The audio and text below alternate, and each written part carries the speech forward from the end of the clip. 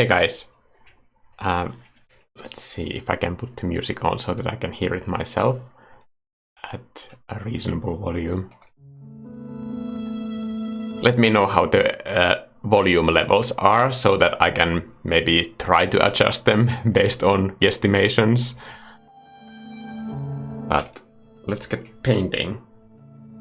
I have a pretty short playlist that I have made for this whole live stream, so I'm gonna try to get as far as possible within the duration of this live stream. I might be working on this color palette as well. I don't know if I will be using it. It's just something that I made to see if it's usable for this painting or any painting really. So when it's done, I will share it with everybody who can download my membership download stuff. I will add all of this stuff there as well. This music is just way too loud for me to hear my own thoughts. Okay, much better. So I don't want to be hiding underneath this whole cap.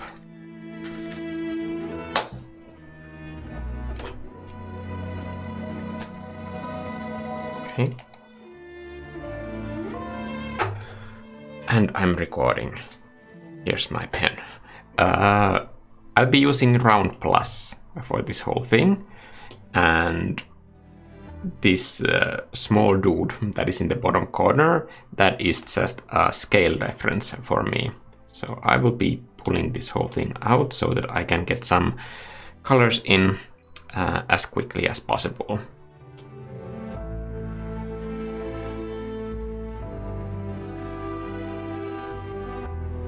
I know that usually when I'm sketching in a really small scale, and that is not like super fun for people that are watching live streams. So I will be trying to like keep the canvas as big as possible. But just so that you know, when I'm like doing my own design work, it's usually like this size on the screen, like an actual thumbnail. Actually, I'm already getting something that I like. Anyway, I said I wasn't going to do that, but that's how I usually work when I just want to get shapes done really quickly, and for that reason my brush size is as big as possible. And I am using Round Plus for this whole thing. The reason is because it's really handy to just focus on shape language and stuff. But basically it's just shape language when I'm using this.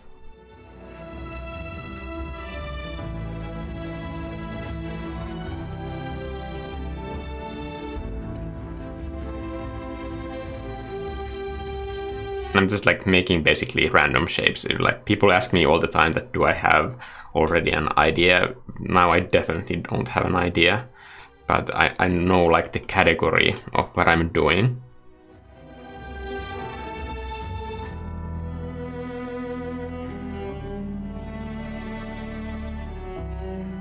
So to get the silhouette done, I do need to also start thinking about color blocking quite early on.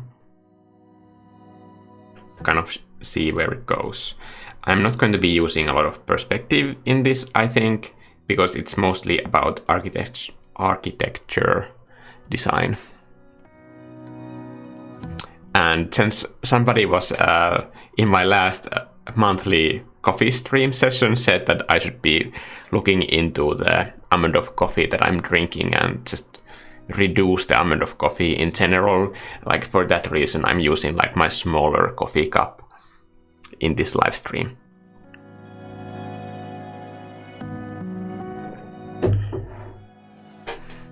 Hello Imred from Pakistan and Buyo Cult also. Is this commissioned work? No, because there are NDAs for that. In fact, if the client is watching this live stream, which I hope you are not, I haven't signed the NDA yet because you haven't sent it to me, so send it to me if you're watching this thing.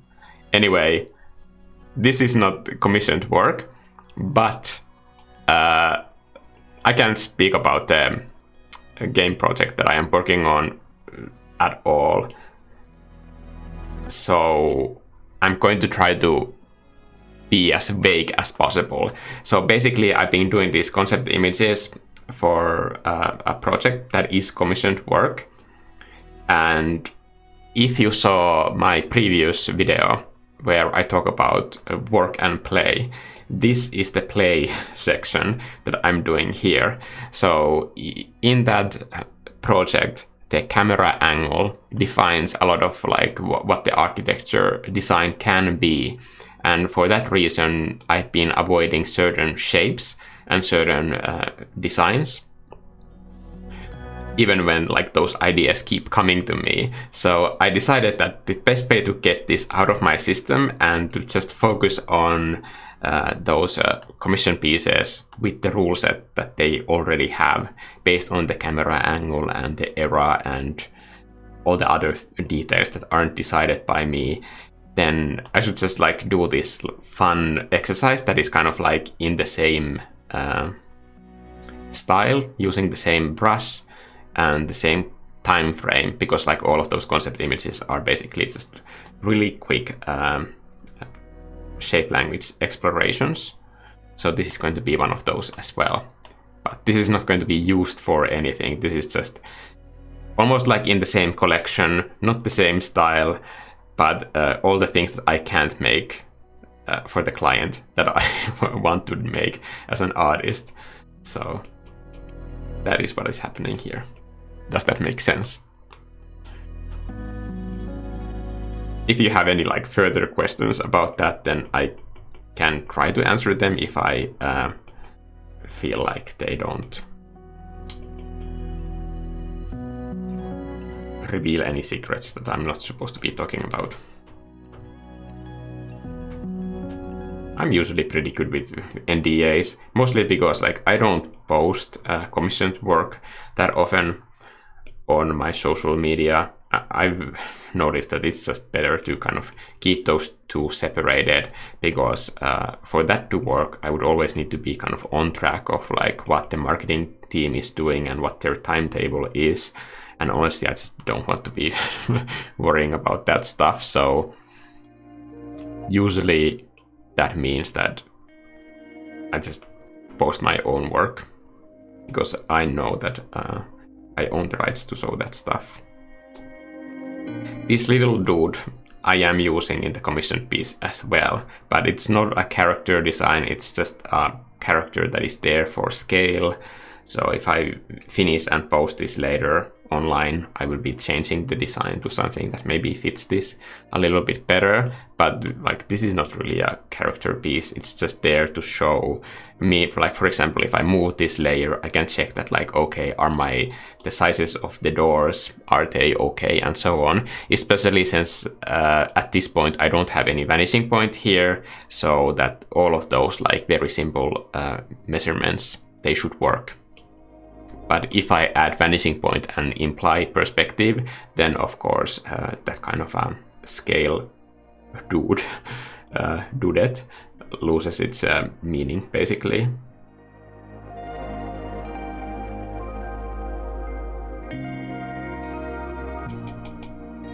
I think there's something interesting with those colors. I think this palette has potential, but I realized that I haven't organized any of these colors yet, so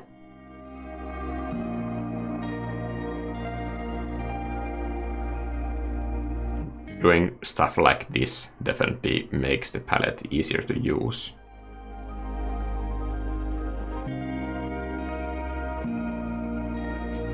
And also to just reduce redundancies within the palette. So if two colors are really close to each other, they kind of need to be different enough to serve a purpose within that palette. Like for example, I'm checking that if these grays are different hues, I think it would make more sense for the colder version to be darker, so that I could get a reference for how the light looks. So now I'm just like tapping and holding to this, and then I can set it to current color. So now I have like a basic logic for light in this image already.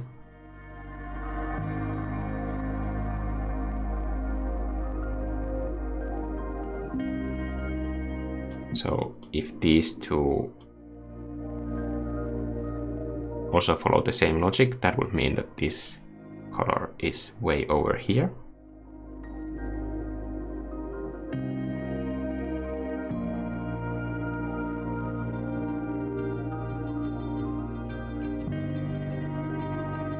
I can always go more brighter and more saturated with editing like really easily, but in this phase of the painting it's super important not to paint yourself into a corner with values like, for example, this one is kind of like dangerously close to black, so therefore I am kind of lifting it up a little bit and just organizing it with the rest of my colors.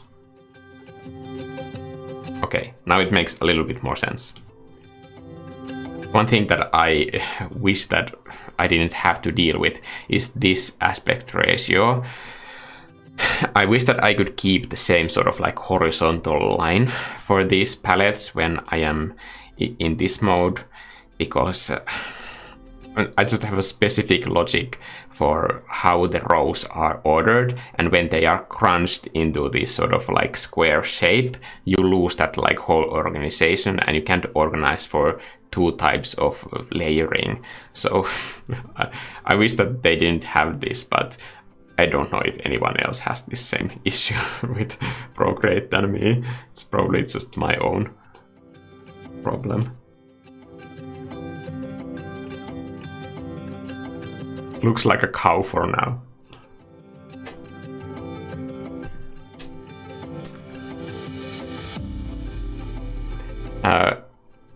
MLB said, I downloaded a few of your brushes. I use them all the time. Thank you. That makes me really happy. I mean, not that you have more brushes, because that can make painting more difficult, but that you actually use them, I think that's good. I don't know which of the two sets you downloaded, but the two that are available, most of those brushes can be used with just like a single brush. So I think that can be a good starting point when you want to kind of develop muscle memory for how one brush works. Like, this is a terrible idea for these sort of colors. So I'm just gonna move on and maybe just see more shapes on what I want to do here.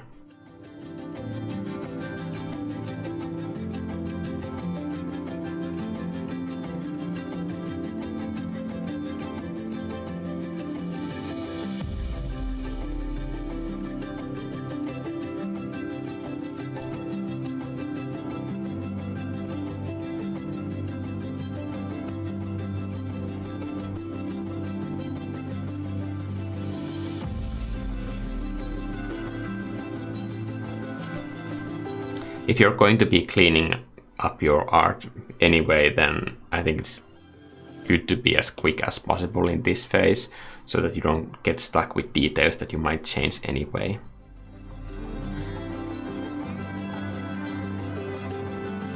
I think there's this farmhouse aesthetic that it has right now, which I kind of like, but the blue is, I think, way too saturated for this at the moment.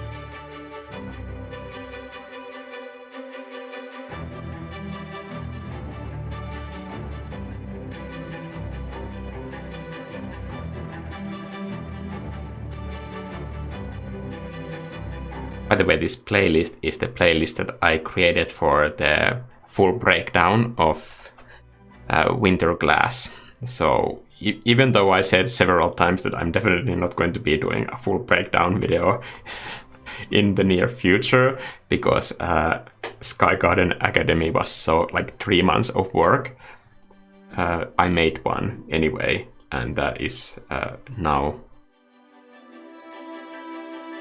on the members area. But anyway, in that process, I ended up creating this like 2-hour playlist of music, because it's a 2-hour painting video basically. And there are parts where I'm not talking, but I ended up pretty much explaining the whole process over that video. So I had all this work that I put into creating a playlist, and then it's just mostly muted in the background when I'm talking. So I thought that I don't want this all of this work to go to waste, so I decided that I'm going to be creating a separate version of the playlist for these live streams, and that's what we're listening to right now.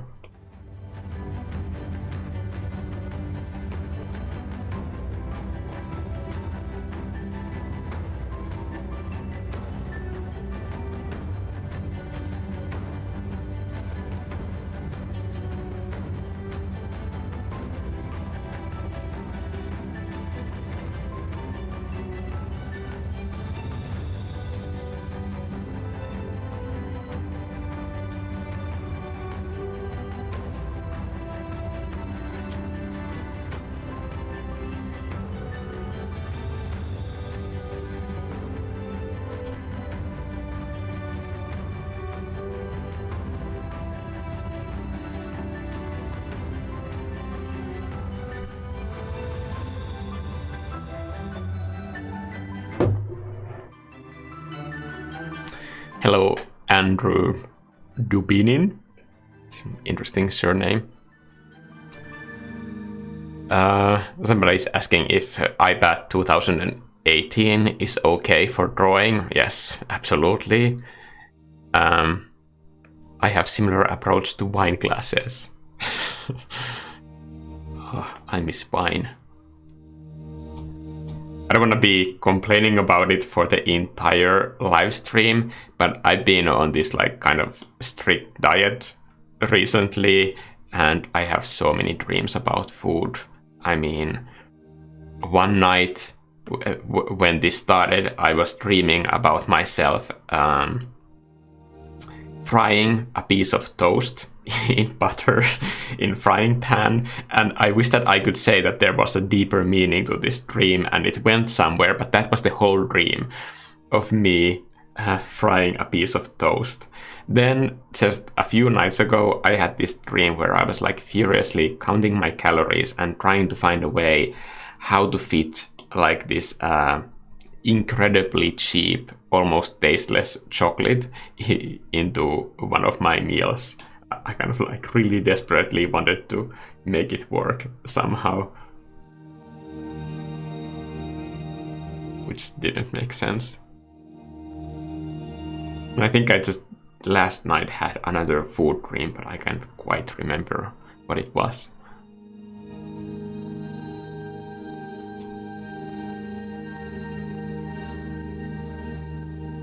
Wow, can you see just like how incredibly bright this color is here, even though in the palette it looks so muted. That's color relativity for you. So in the concept pieces I don't do any like skies, because it's not necessary for finding the shape language. So I thought that like that could be one thing that I use here to just have a bit more fun with it. I really like the wheel, so I'm probably going to stick to it. But as a composition element, it is quite tricky, so I might need to break it a few times with some other elements. I'm just gonna see if I can like move this whole thing a little bit to the left to give that ring a little bit more space. Now it is in the rule of thirds, which is here in this area. So if I place a ring element to the rule of thirds zone, that's not a great design, because I don't want the whole image to be about this one thing. So I'm gonna try and break it apart a little bit by adding these additional beams, maybe.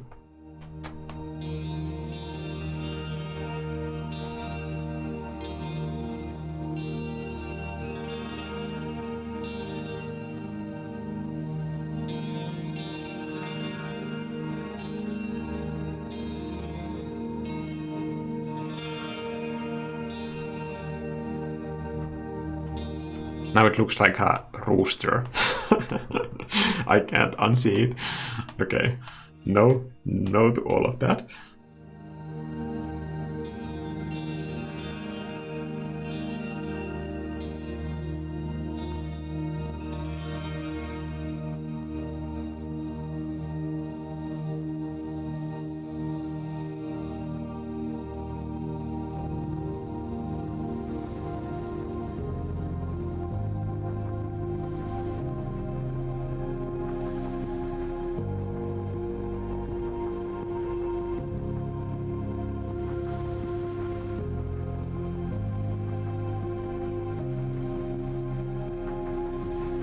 Does it still look like this whole thing fits inside? Not really.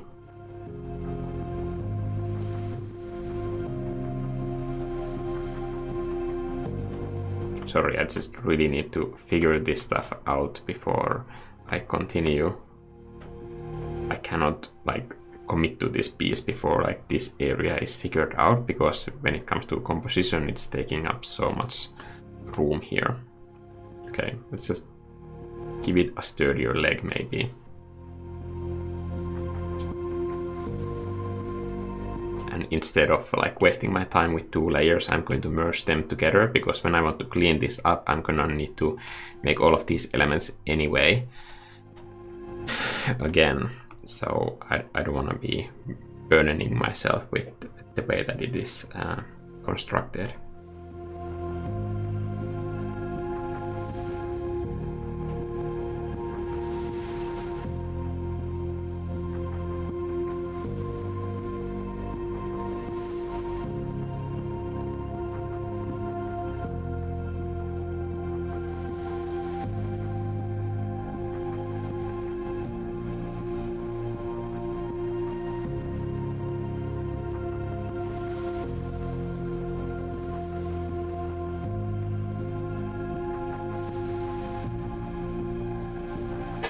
Okay, maybe better. Hello from Norway. Well, hello, Cecile. How long does it take normally to finish something like this? Well, the previous building architecture design I have done in about 2 to 3 hours, so it depends on like how quickly the idea starts to come into the piece. But I'm not going into details, because that is not design. I'm not doing a painting here, I'm doing design. So you are probably asking about how long does it take to make a painting. Then that's different. I might turn this into a painting later, but this live stream session is just about design.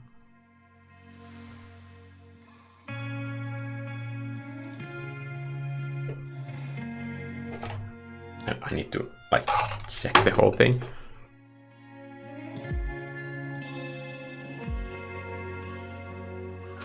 What size of a canvas do you start with? Depends on the painting.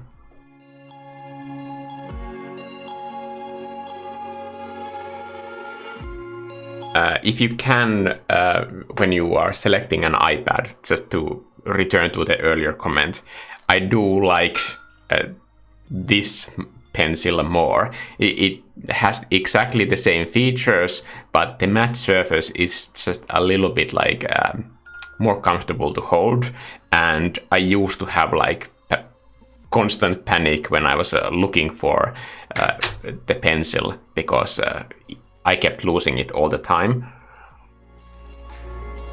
But now that you can snap it to the magnet of this iPad, then it's not lost all the time, so that makes a difference.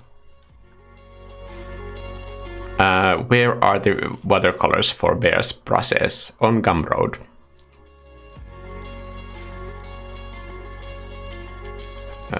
What is your favorite snack?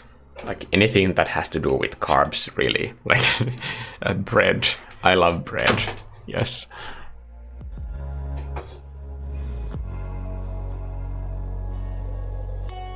The building looks like a massive sewing machine. Yeah, I don't think that's a bad thing. Also, I can totally see it. Like a Singer sewing machine.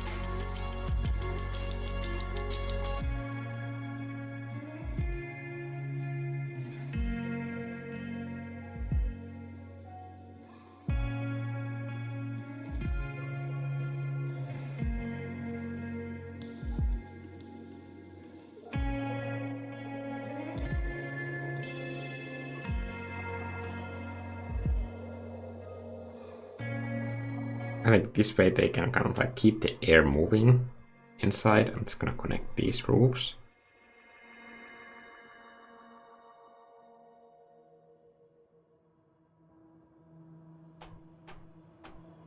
Yes. There's something about this that I'm like okay with, but the blue color I am not okay with, so I'm going to address that next. First, I'm going to paint over this area, not because I like this blue more, but this is just going to make the area like easier to select and to edit. So I'm gonna go into selection mode, pick automatic selection, and then find out few areas of this blue color. I think that's good enough. I'm gonna feather it for a few pixels, and then I'm gonna go into the layer and copy and paste. Okay, now that I have this on a new layer, I'm going to just turn down the saturation maybe, because it's quite saturated.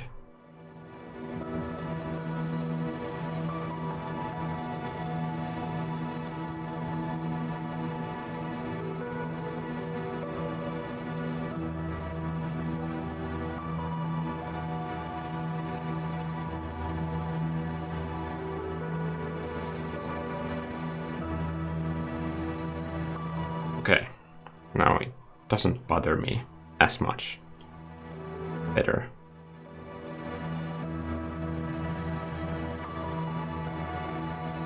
And then just for like a visual appeal at this face, because I know that you guys probably don't like to look colors when they are this muted. Honestly, I cannot manage this one mouse because it's tangled in so many chords. Oh dear God. If you could only see how many chords there are.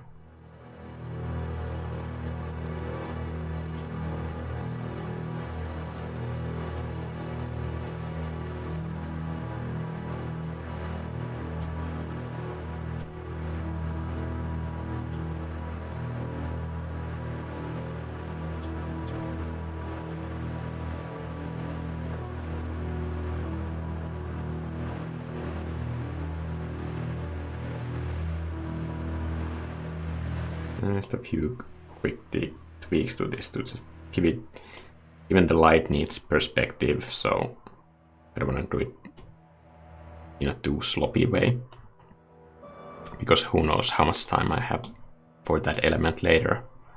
Somebody was asking if this is live, then depends on when you are asking that question. If I'm answering to somebody who is watching this later after this whole thing has been done, then yes, but later, no. So that is the correct answer for both scenarios. Okay, just some cliff sides.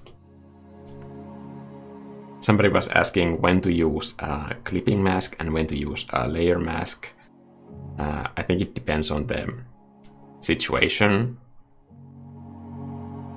Generally, if you can do it with a clipping mask, then I recommend doing it with a clipping mask because that saves you one whole layer.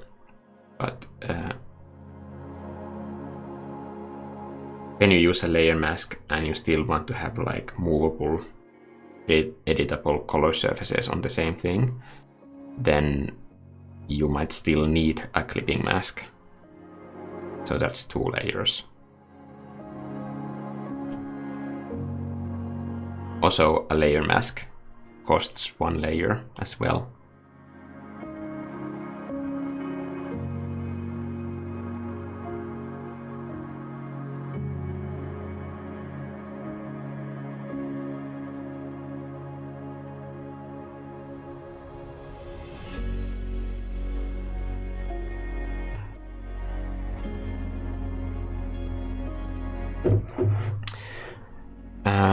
Jacob Lauterbach is saying, love your stuff. How much do you work per week?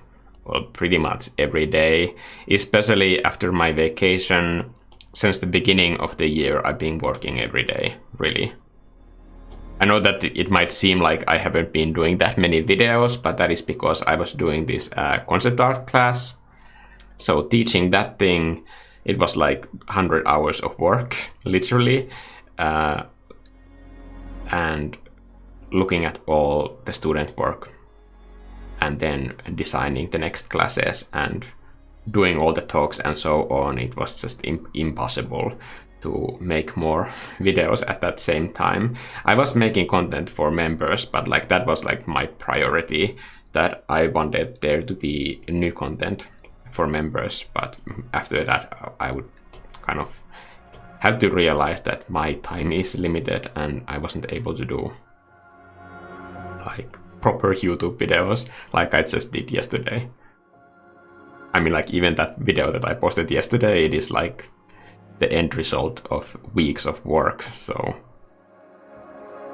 that doesn't mean that I was working on one YouTube video for one day. Like if only it was that quick.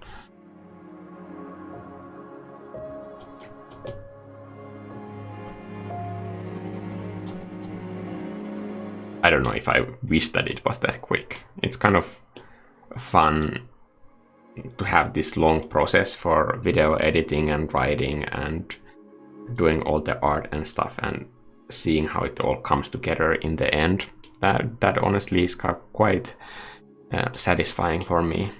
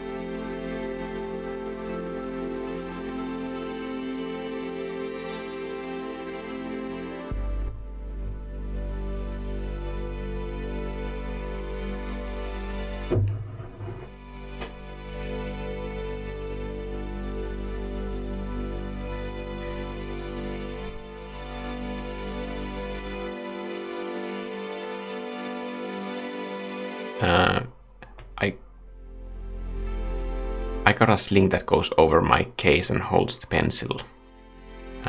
Timbuk is saying, where can I view your brush packs? Thanks. On Gumroad. There's a link in the description. If you had 20 minutes to create a painting, Jana is saying, what would you focus on to make it as compelling as possible?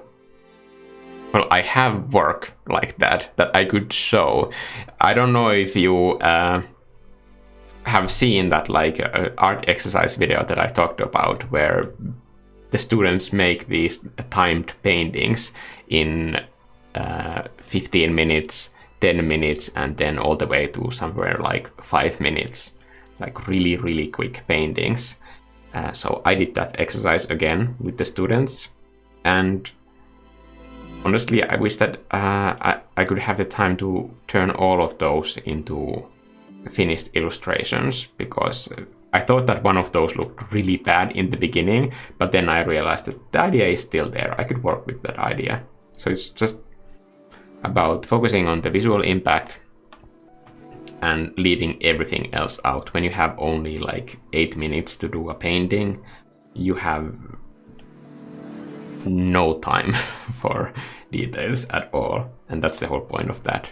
You don't learn to paint faster by doing fast paintings though. So you learn to paint fast by painting slow. That's the thing. I don't want people to think that you can learn to do speed painting by painting fast paintings. That's not how that works. So I don't recommend it, because it can be not beneficial for your progress. But doing quick idea creation, that is helpful for learning quick idea creation. And if you want to be a concept artist one day, that is the whole job, basically. It's not even about painting. Painting is just the language through which you communicate these ideas to the team.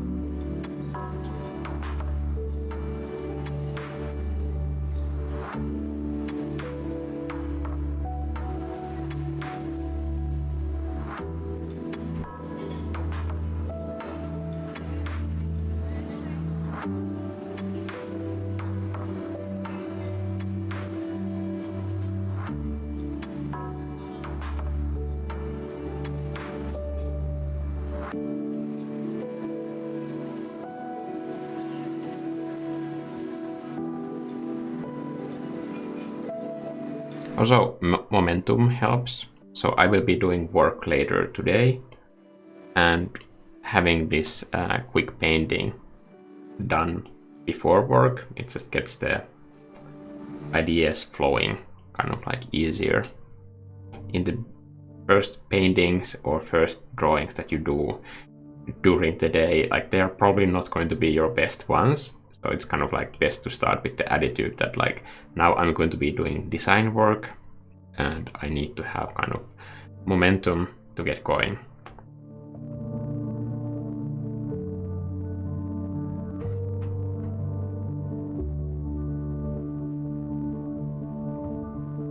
But before you get that momentum, you're going to be stiff. It's like doing a long run. The first 3 kilometers are always going to suck.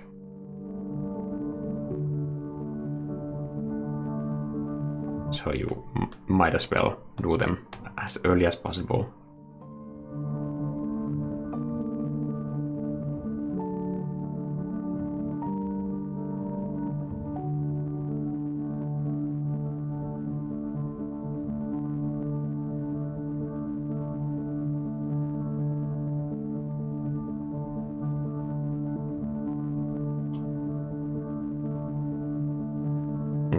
turn off the opacity and turn on assisted drawing. And now when I move to this one dot in the middle of these two bars over there, like this one, I mean this bar that is here, that means that I will be able to switch between this grid and not using the grid. So now that I have it turned on, I'm gonna pull it on top of everything else and then just sketch in some lines for these buildings that are basically just decorative elements. And I have like a very high contrast to the building at this point. This is not the final color, obviously. I'm gonna be sticking to that 1 point. No. This makes more sense. I'm gonna create a marker for it so that I know that the beam size is, if I need to do these details later.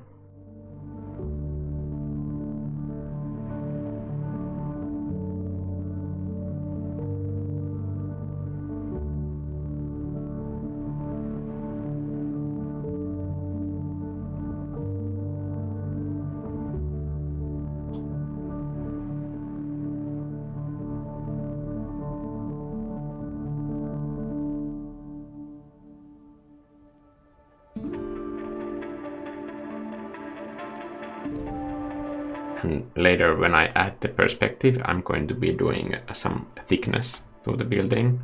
So I'm gonna leave those lines for that moment. Right now it's not important because it doesn't give me any answers to the design, and that is what I'm looking for right now.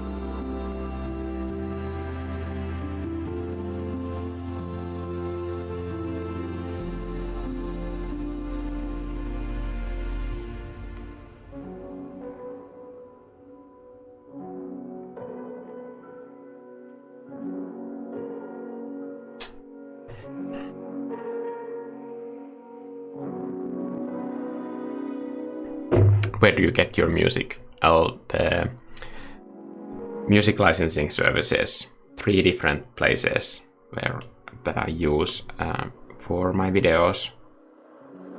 Depends on what it is for. 2 of the services are specific to the membership area because of the licensing rules, and then on my main channel, in addition to that, you also see some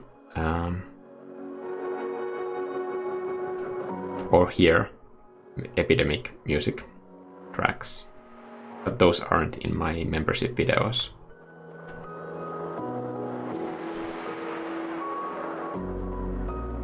Because of licensing rules.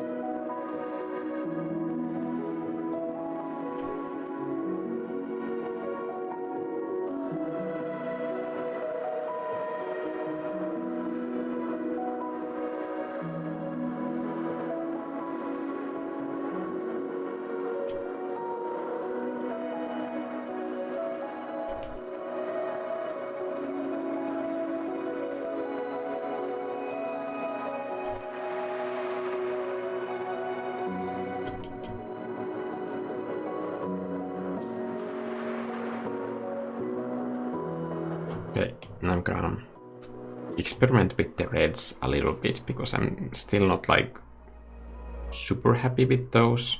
So I'm just gonna see what options would be for them.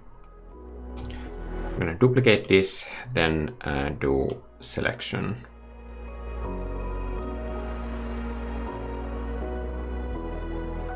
Doesn't have to be like that accurate since like the base isn't that precious to me to begin with.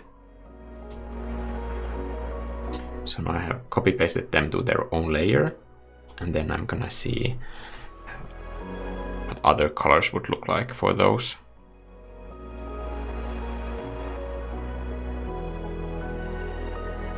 Do I want to have these traditional looking roofs?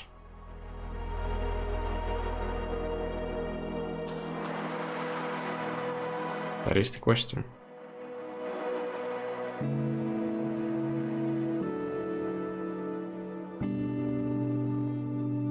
Maybe it could be like more garden-like solution for the whole thing.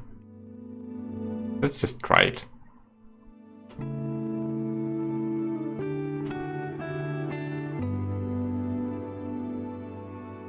I mean, what's the worst thing that could happen? Probably that I waste my entire live stream by just like trying different elements and none of them work. Who knows? It's not so bad.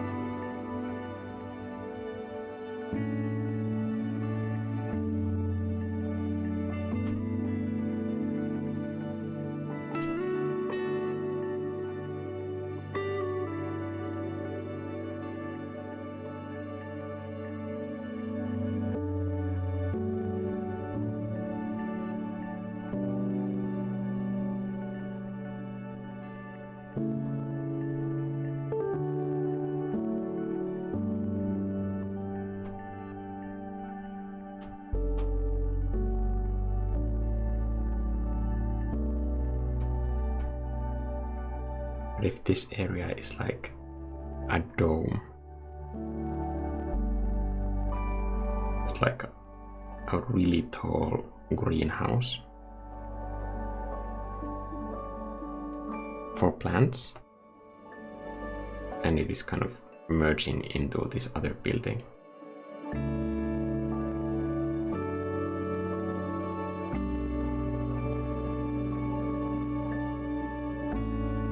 And I think for this part I could have a traditional looking roof, but to keep that wide open space so that this cord that is coming from the wheel, that it goes straight into this part of the building.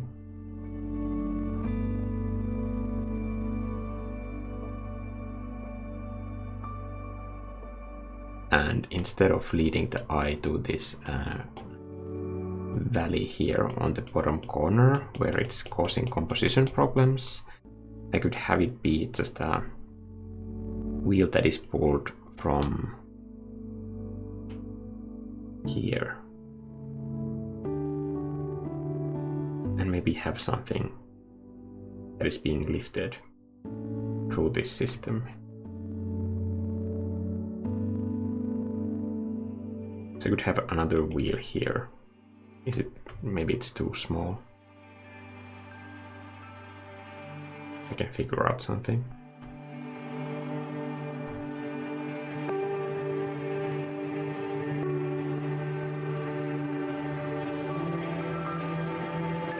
Okay. So this is the way that like story slowly starts building in the piece. Even when you don't have any limitations to work with, or a base story that you are painting from.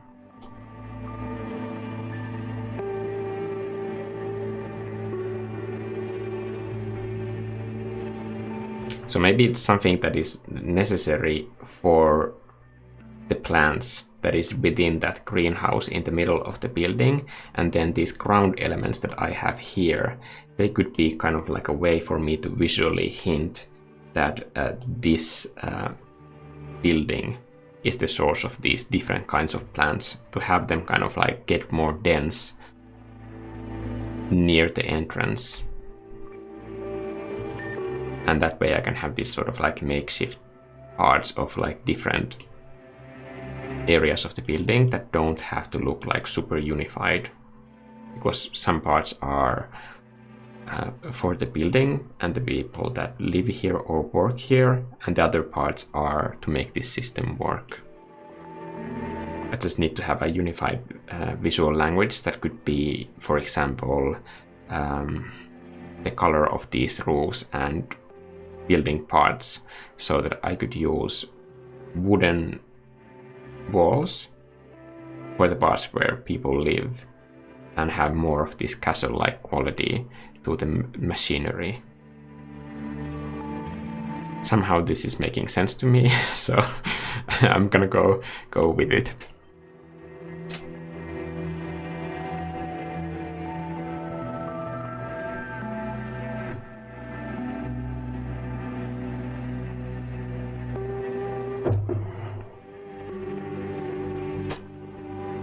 Do you still do freelance, or do you mostly teach now? Yes. Also love your content. Well, the concept art class just ended, so now I'm gonna get the commissions done, and then I will have time to do more painting stuff for myself. So everything just depends on like what the client situation is. I try to be like very, very careful with the people that I say yes to these days. Honestly, most people who DM me for commissions, they're not a good fit for me. So I don't say yes to a lot of commissions. Because I couldn't do everything if I wanted to anyway, so it's really important for me to kind of manage my own time and see where I could kind of like help the project the most.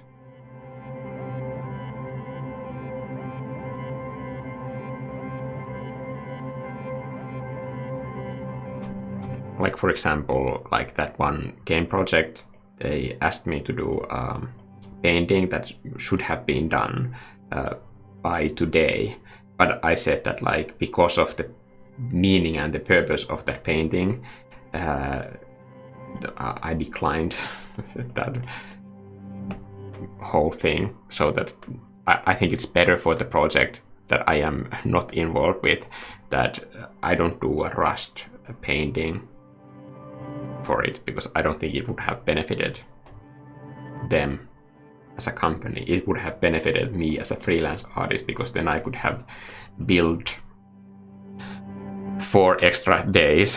But I've been doing games long enough that I know that it's not a good idea for the phase that they are in currently.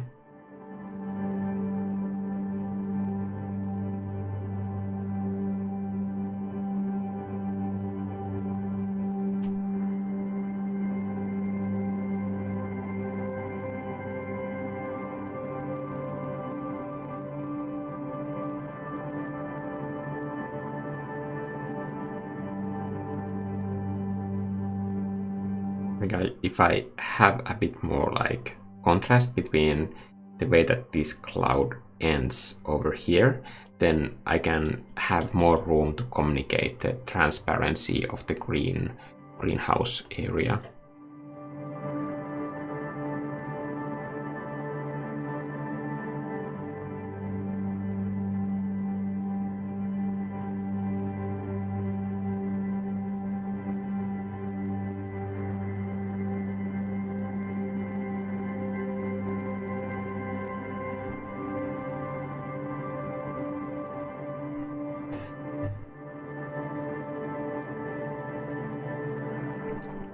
Jacob is saying, thank you, Mikko, your art is super comfy. It's a nice word. And I love looking at it. I would love to buy your prints at Redbubble or ArtStation. Well, no way in hell am I going to be releasing my prints there. My prints are already on InPrint, but you will never see my work on Redbubble because of the small, non-existent money that they pay to the artist. I get that like logistics cost money and shipping and printing costs money, but I made the art. Like, there's no way that my contribution to that piece should be less than 10%. And in some cases, you get like less than €1, like less than 10 cents for a print from those systems. So like they are stealing from artists, at least Redbubble is. So in print it is. I think in print pays quite well.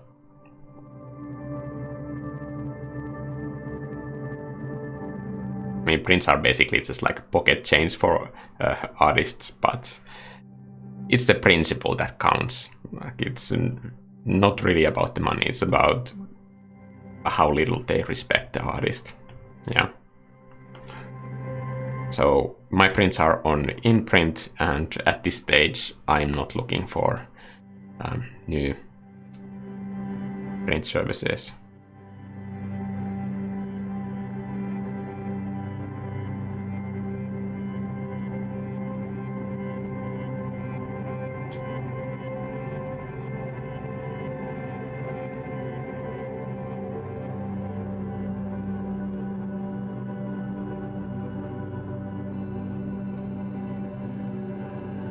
I was quite shocked when I found out how little, for example, Displayed pays their artists. And Displayed consistently contacts me and tries to get me on their platform, but then I just like show them like artist sales reports that other artists on Displayed have shared. They don't care. They really don't.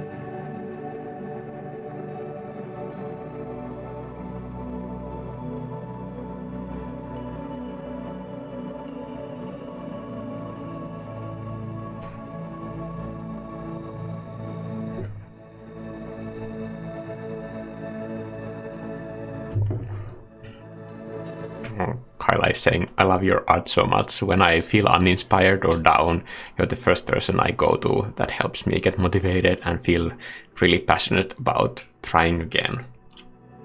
That's very sweet of you to say.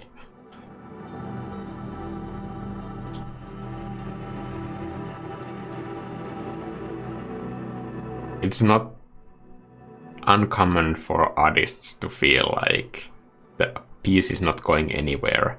Like, for example, this piece, I know that these sort of like very dull colors can seem very uninspiring at this phase, but I know that I'm gonna have so much fun when I'm like deciding on the most saturated areas and editing the colors, that I have left myself so much editing room that like that part is going to be really rewarding, like adding all the little plants in the foreground and figuring out those details also in like this greenhouse area over here. Those are going to be super fun, but I don't want to destroy that moment for myself by painting too saturated at this phase. I still need to have restraint to make this work. So that part can be really hard.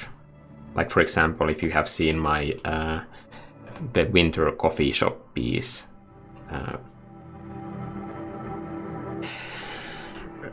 for that painting, pretty much like 90% of the process, and it was a really long process too, was just spent on like very desaturated colors, because I knew that all the light effects are going to be like the main visual impact, and I couldn't do any of that until the end of the painting.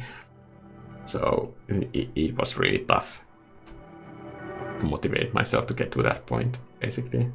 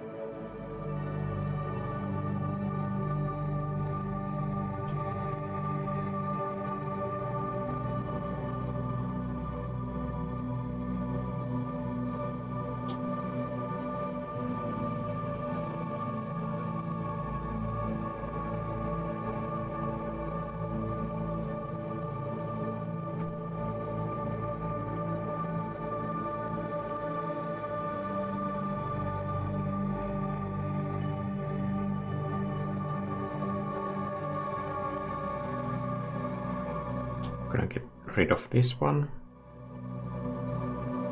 Just clear. And then bring it over these other elements and then lock the layer. Nope. Lock it. And then find colors that can kind of spark up this area over here.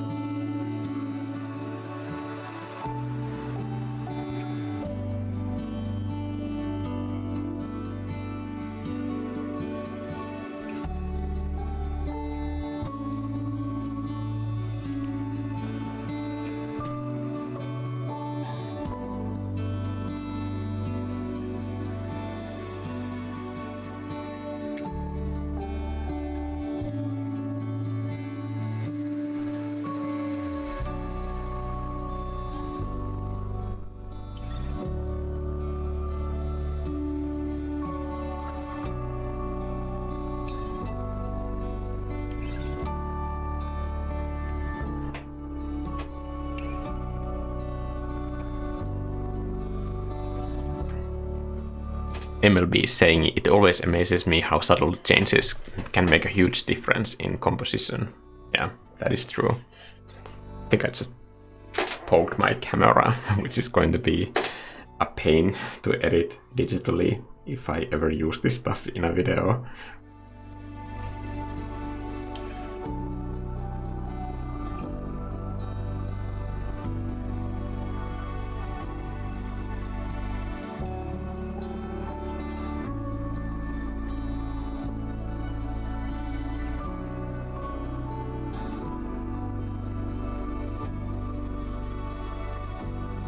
I kind of like the whole color vibe in this one area. That is something that I could expand on in the rest of the painting.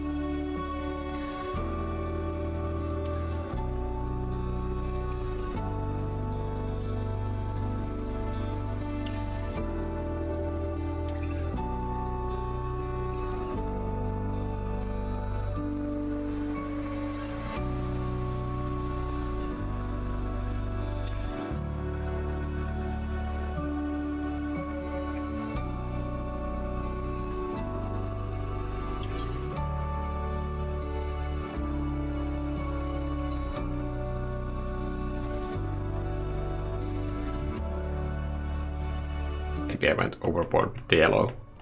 Yes. Got too excited.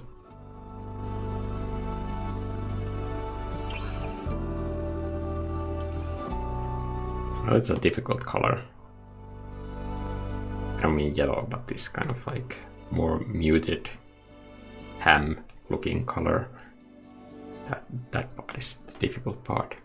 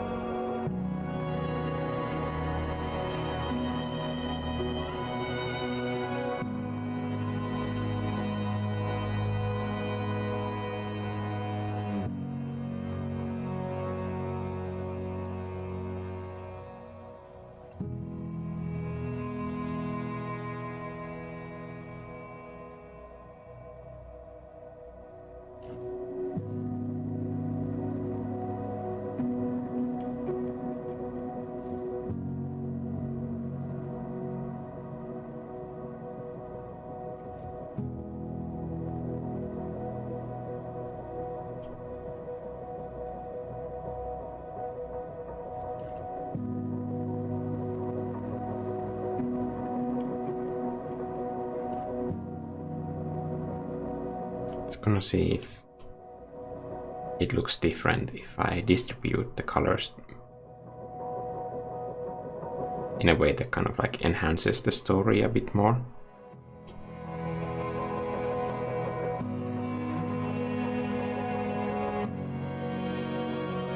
I think this whole ledge needs to continue outside of the frame so that we can see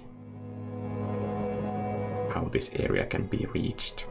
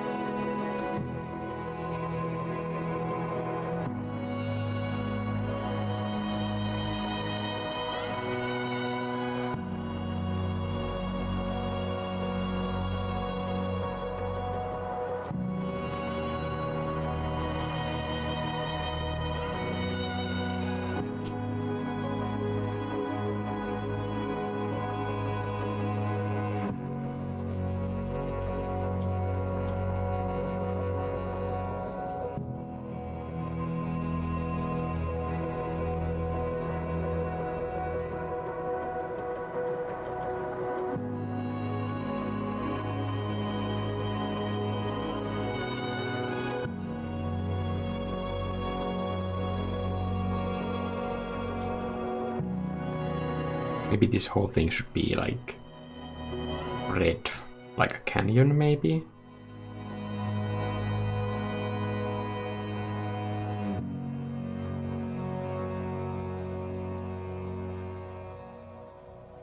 You.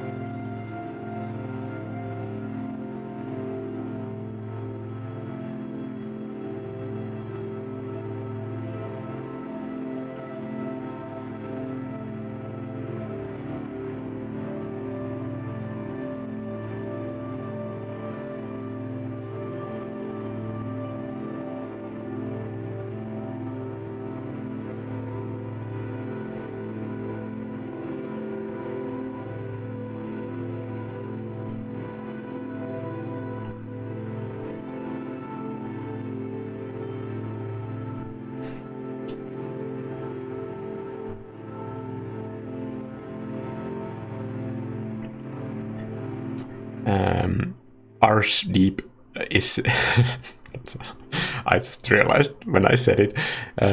Hey buddy, first time here. I don't have an iPad right now, but I'm saving to buy one. Currently I do 3D motion art in PC. Yeah. You can also paint on PC. I guess like graphics tablet would be cheaper than an iPad.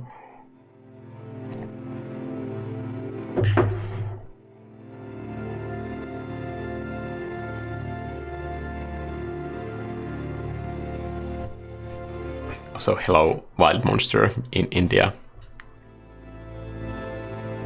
I always avoid getting a bunch of layers named layer 2, layer 12, layer 28, and so on, Sandra says. Well, to me, layers, they don't like have any value at all inherently. So for this, naming my layers as they kind of like come and go constantly, they don't have any sort of like preciousness like that. Therefore, like for me, naming layers in the type of workflow that I do, it wouldn't make any sense.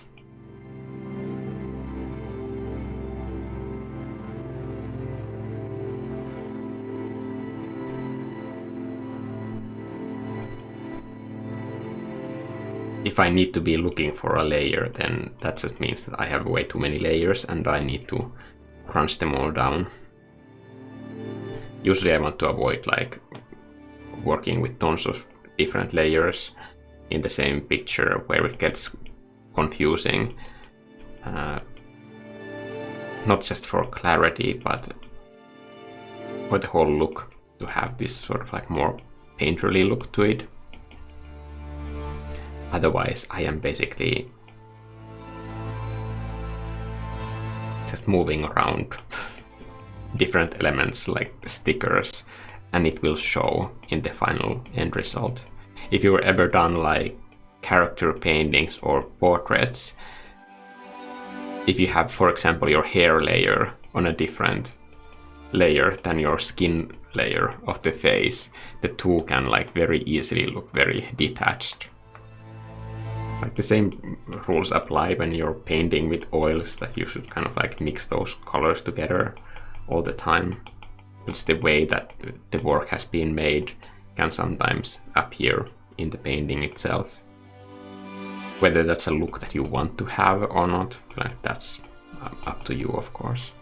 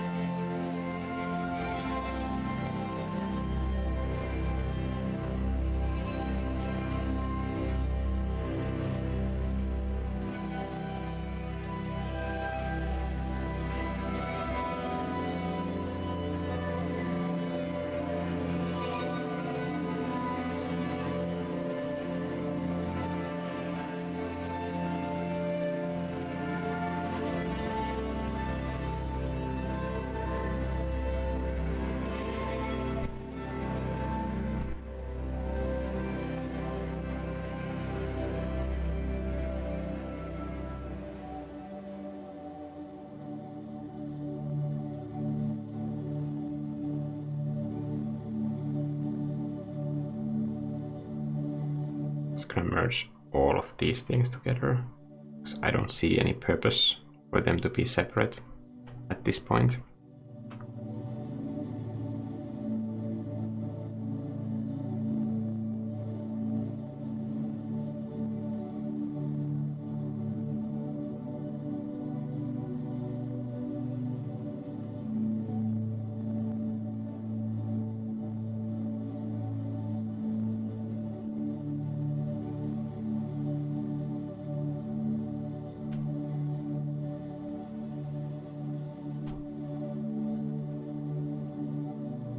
If I want to add a perspective to this, I'm gonna go and see what that would look like.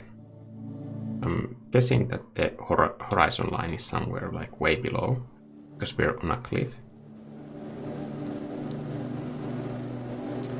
I don't think I'm going to be needing this for anything, so I'm gonna leave it be where it is, just looking at perspective from these green lines and making sure that it is staying on horizontal axis in relation to that other line. In my experience, if these are like very in extreme corners, that can make the whole piece seem a bit very like difficult to work on. So basically, in case someone gets fussy about it, the location of this is basically like infinite.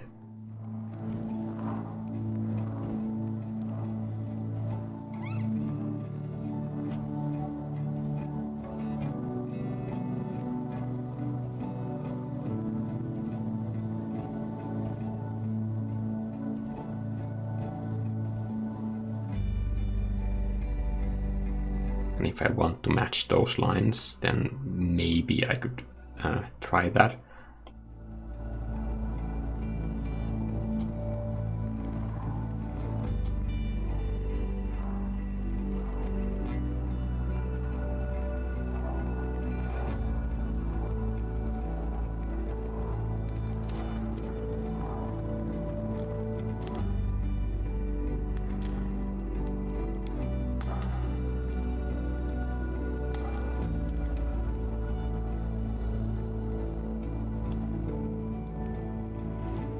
Actually, I think this is going to the wrong direction. I think the perspective is not enhancing the story, so I'm reversing this entire thing.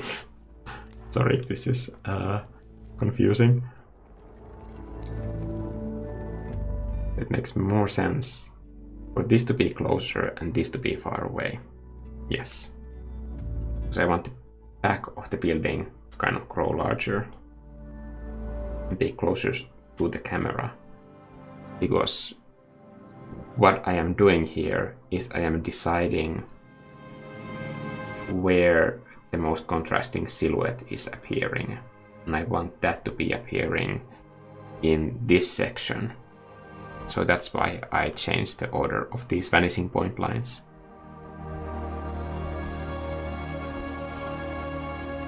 Yep.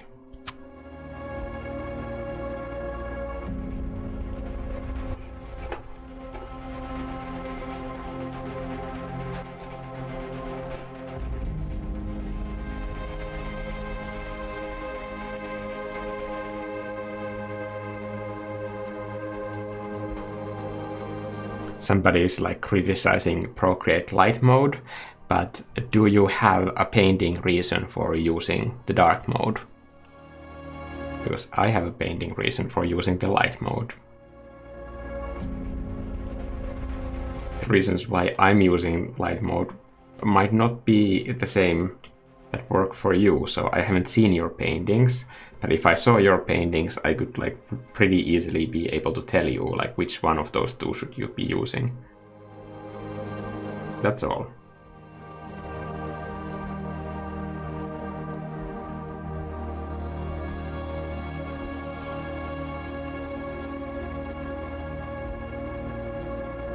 So I'm looking for horizontal lines, and I am just moving these. In fact, I want to move both of these at the same time. So that's why I selected both of them. Okay, again. So I'm moving these so that I can see that the horizontal lines are mostly, remember that it's still like in such an early phase that I don't need to be fussy with this. But as long as it mostly aligns with those lines, then I think I can be happy with that.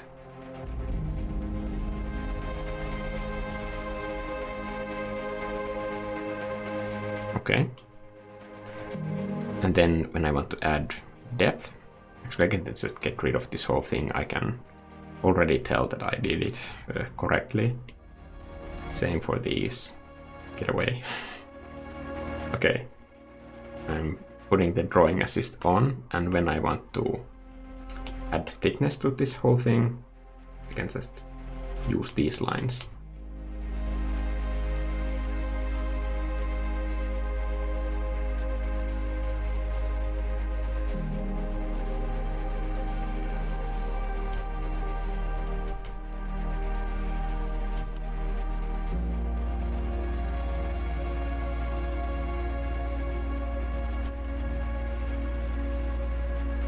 Anyway, when it comes to like light or dark mode, just make sure that you're not like doing it because somebody else is doing it, but because it's something that complements the way that you use colors, and especially values.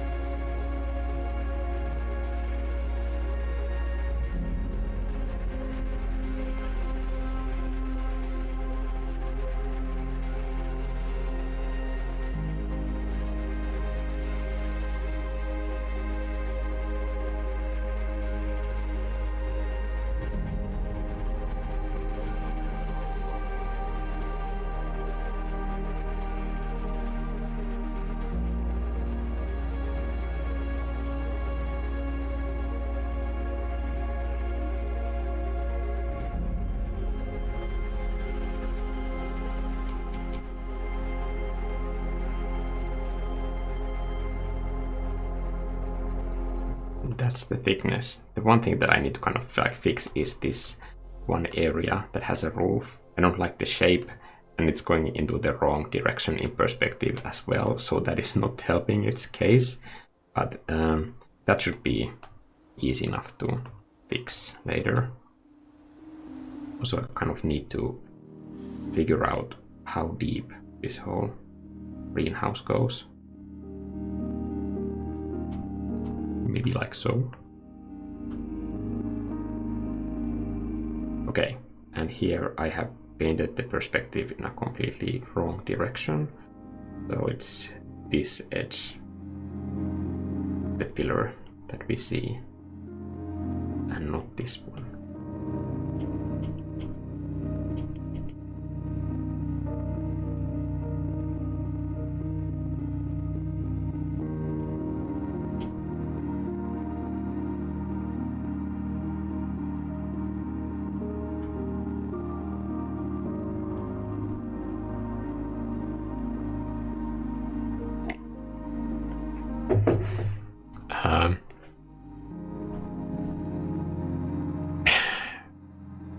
I think the house would be scary to live in if you suffer from fear of heights. Yes, I suffer from fear of heights. And yeah, I wouldn't be comfortable living here. But I do find like mountains and cliffs visually very interesting to work with. Which doesn't make sense, but it is what it is. Just recently, when I was on vacation with my friend who doesn't have any fear of heights, he would want us to go and climb all of these sightseeing spots, and I was just like horrified all the time. At the same time, I didn't want to be like the reason why we don't go to some area or make the vacation less fun for him. So I guess kind of pushed myself into doing things that I normally definitely wouldn't do. And I'm 100% sure that like he has no idea how scary that was really for me.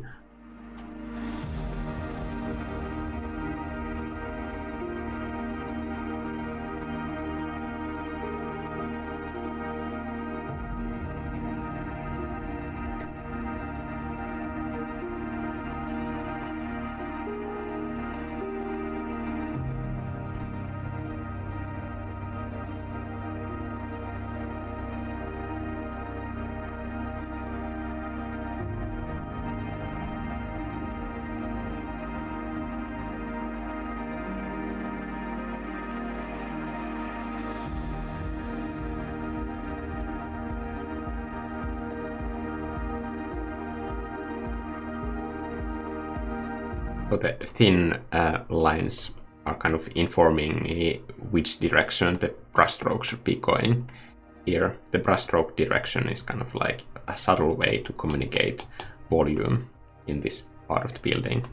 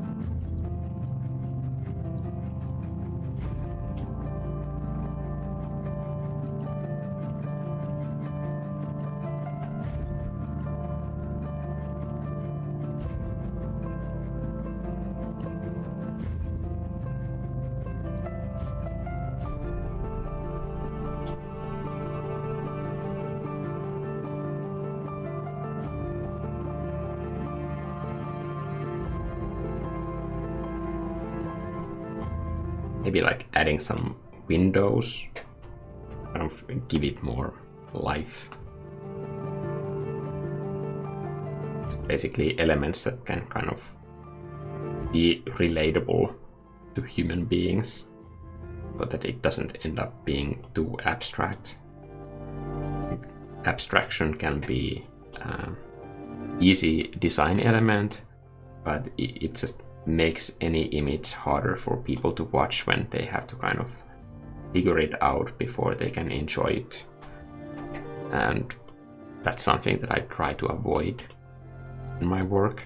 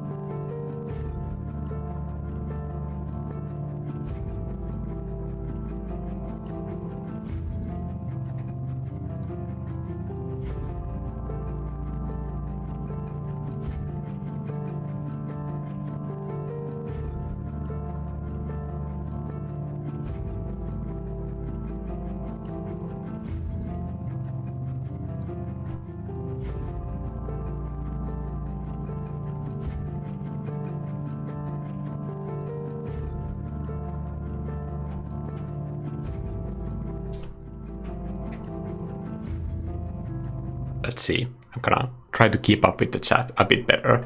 Sorry, I've been so lost on the design, so I haven't had much time to pay attention to the chat.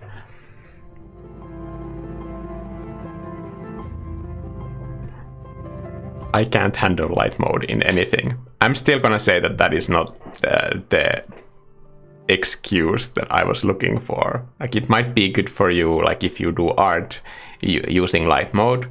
If, for example, if your problem is that your artwork ends up too light, then that would be a good reason.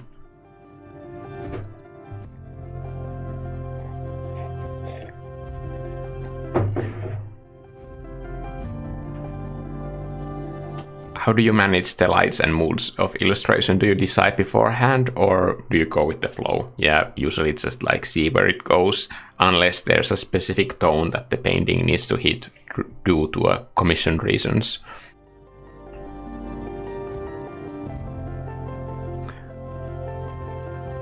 Mikko, how young are you? Not young. That's how young. There's a difference between light and dark in terms of painting, yes. This always looks so fast in your normal videos, like you said, compressed and edited to fit the format of YouTube video. Yes, definitely. There has been like already so many like design dead ends that like I ended up deleting. Like this part of the building is one of those dead ends that I have spent a lot of time, but now it's time to get rid of it.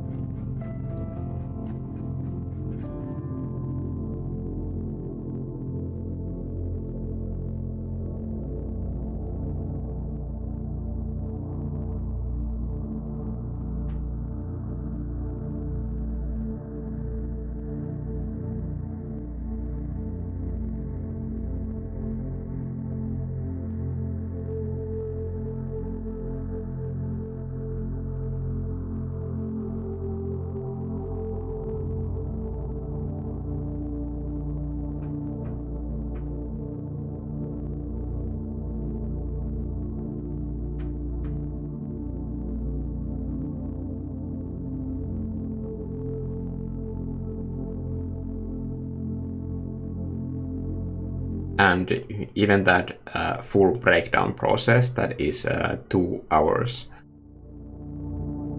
of the painting that I did with like all the process explanations.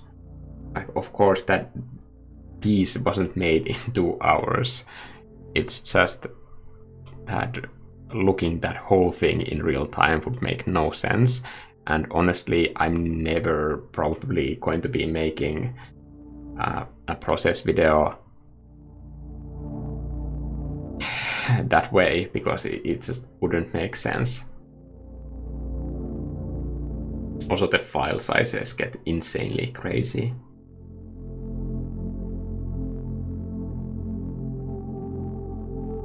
Even a 2-hour painting video in 4K, like a lot to manage for just like file management.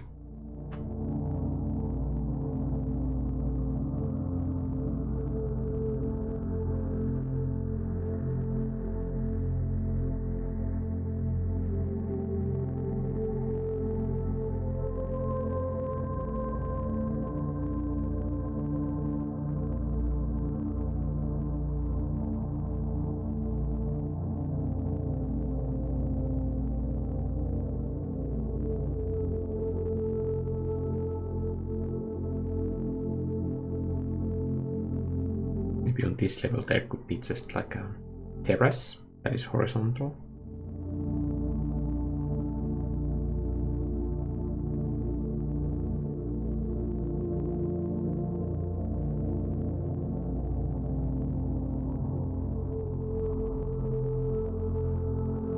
It's way too long.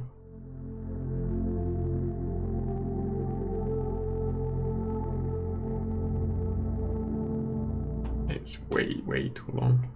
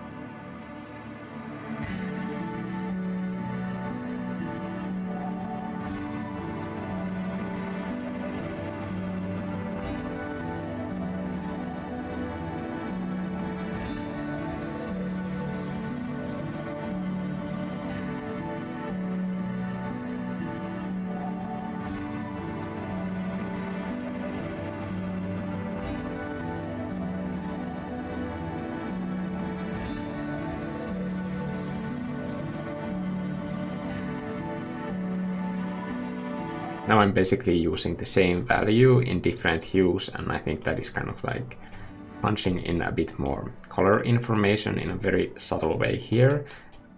This is not necessary by any means.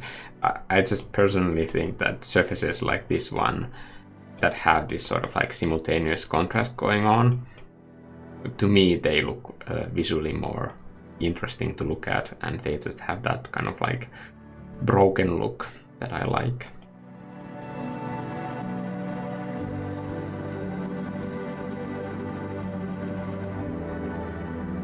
Yeah, I think it kind of reminds me of this sort of middle-aged church from the Middle Ages that are scattered across Finland.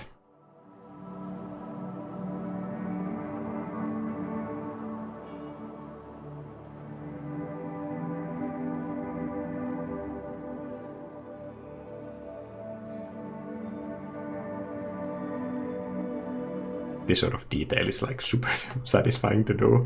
Like, this is the type of stuff that, like, when you don't have any ideas, it's so easy to get lost in like one of these areas where you have like a lot of texturing work to do, and you know that you need to do it at some point anyway. So it's like in those situations, this is really not one of them. But when those situations, the opportunities present themselves, like, it's a enjoyable way to kind of take a break from your own painting and just think of the next steps while still actively working on it.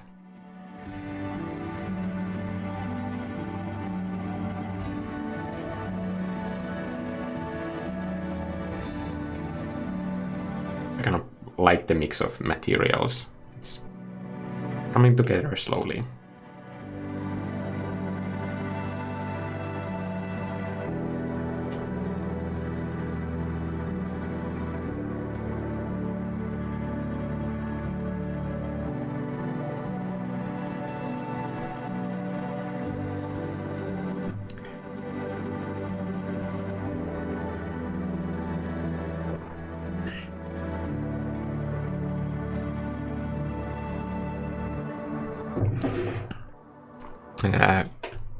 Base asking, Mikko, what made you get into environmental art?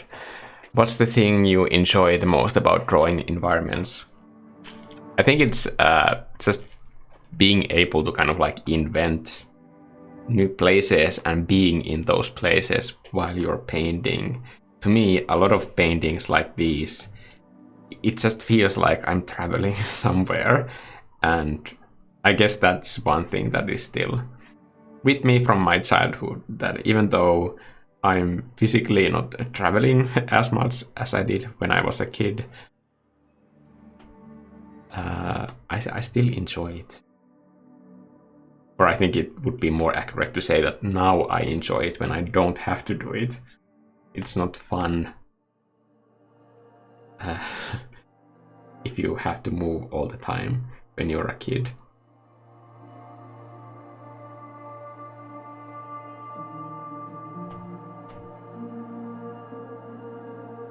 But for right now,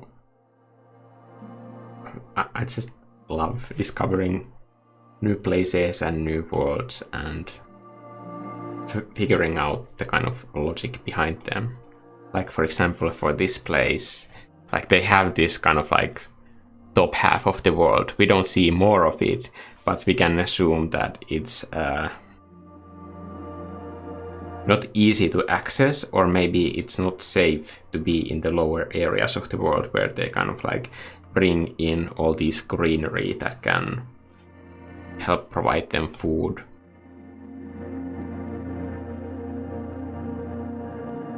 What is down below? I don't know what that is, but it's an interesting question for me to think about.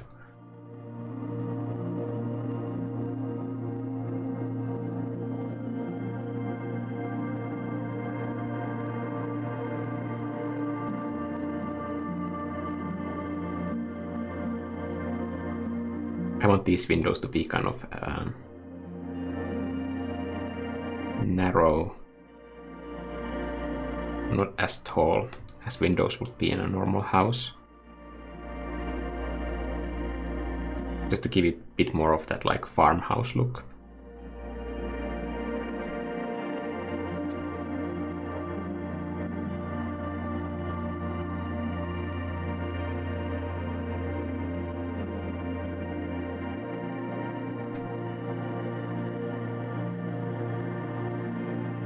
maybe they have some kind of flower pot there hanging out that has all these plants.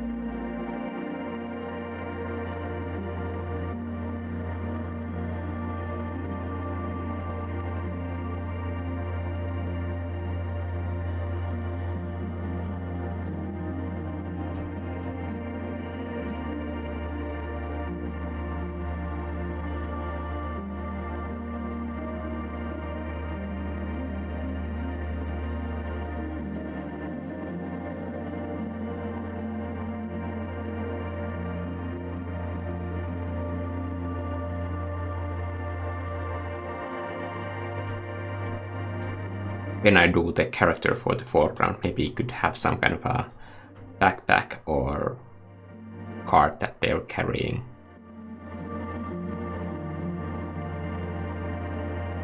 Or resources to this place.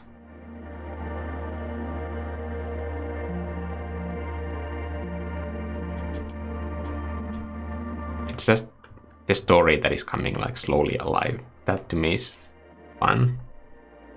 Also, I used to love making characters, and I think I still do when I am in that process. It takes a few pieces for that process to get going. I like that process, but I don't like doing characters as commission work, honestly. And that's why I prefer this stuff. Because the kind of stuff that you post online, that is the kind of stuff that you get commissioned to do. So if I only did characters that I like doing, I would get those sort of commissions, and I don't want that. There's just so much stuff involved with creating characters that has nothing to do with art at all.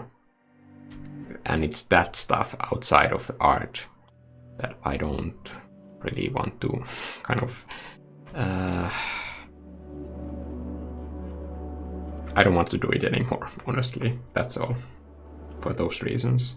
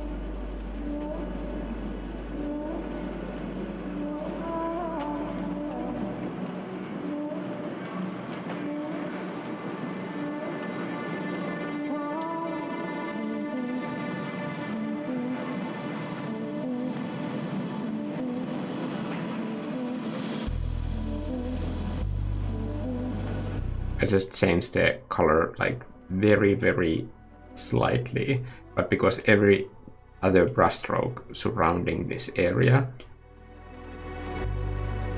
is so similar to the colors that I am using right now, you can still see the difference in brushstrokes. Like it's those details that kind of like give surfaces like this a bit more like weathered look. Like this building has been here for some time.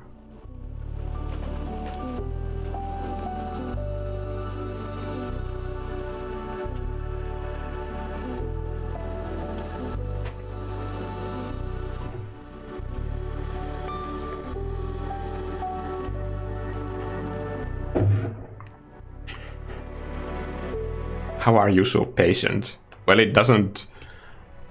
I have my moments of like complete impatience as well, but it doesn't really help your painting. I mean, at all. You can have a hissy fit if you want. Like, by all means, do. If you feel like it, but that's not going to help your painting at all.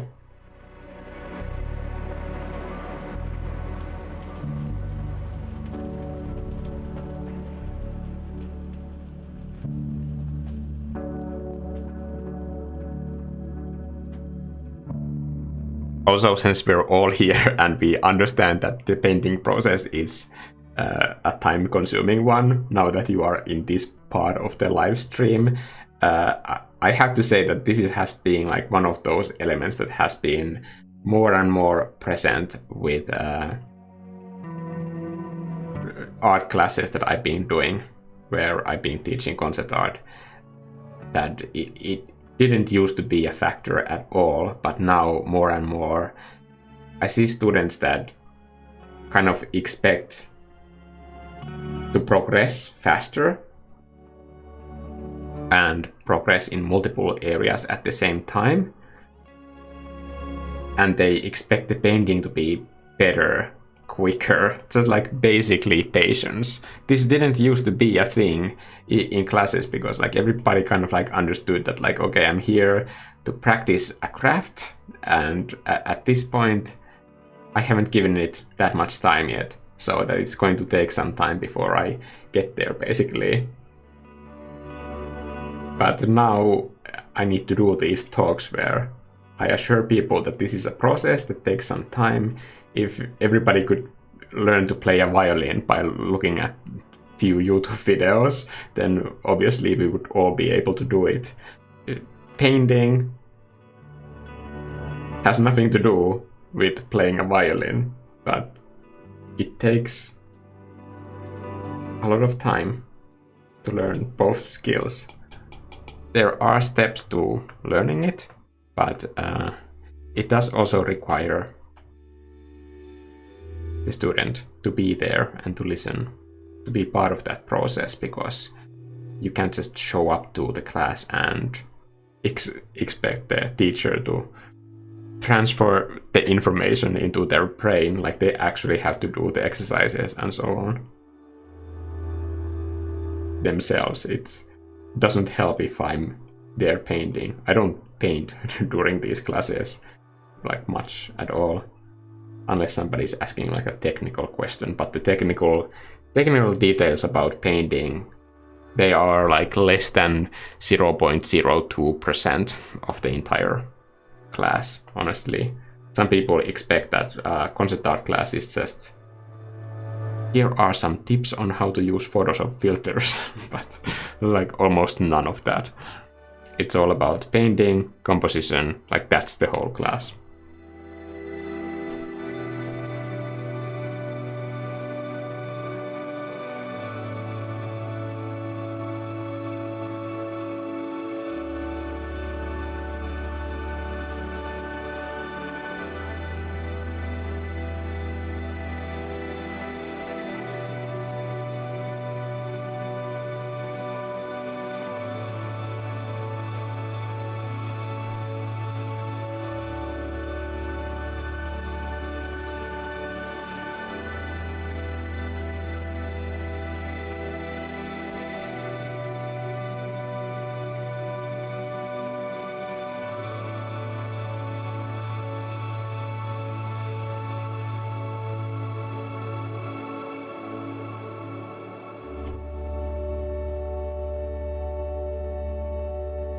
I make these duplications of the main layer whenever I want to try something like very drastic.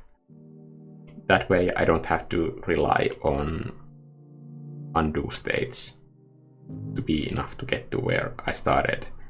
So I can just do big changes without worrying that I will lose any work if I want to get back to it.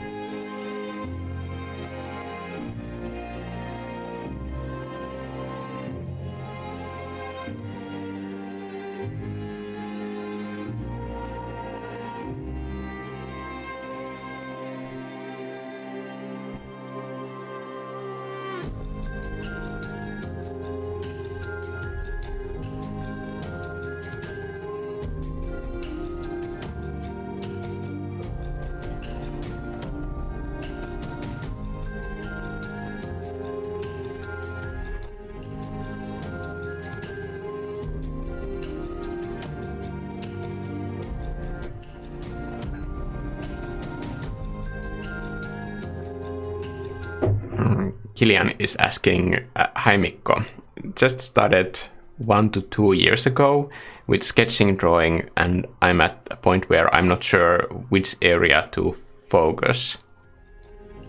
Could you coach help with setting up a plan or have a other recommendation? I recommend watching just the video that I put out yesterday. I think if you do the last exercise, do that on the skills that you actually want to have. That's all. But I think that's a really good question to ask at this point of your practice. To realize that like you can't like focus on everything at the same time, and if you do, it's not going to be very motivating for you to practice, because you basically end up going nowhere if you are focusing on like lateral improvement instead of a vertical one. Am I using the wrong perspective line here? Like, why are these being locked? It's the horizontal line, that's why it's being locked. Okay. Yikes.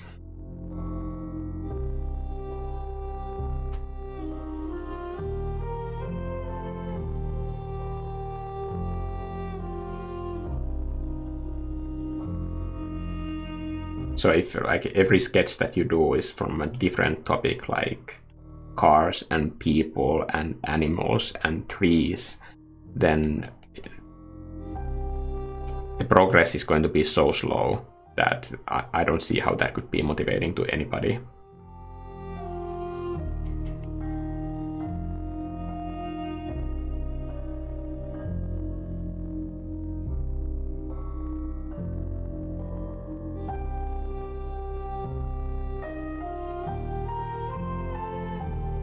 And also ask yourself, why is it that you're making art? What is it for? What do you want to say?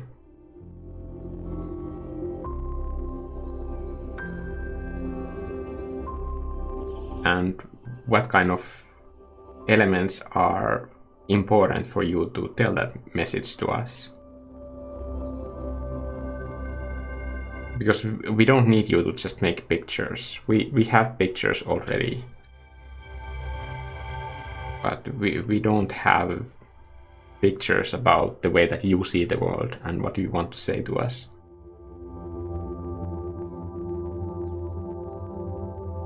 And I don't think that happens on its own to everybody.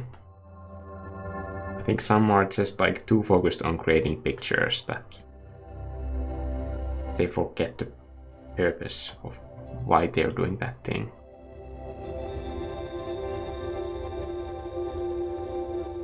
If you know your message, then that defines the kind of vocabulary that you need to deliver that message. And I think when you know the words, then you know the exercises also on what you should be focusing on.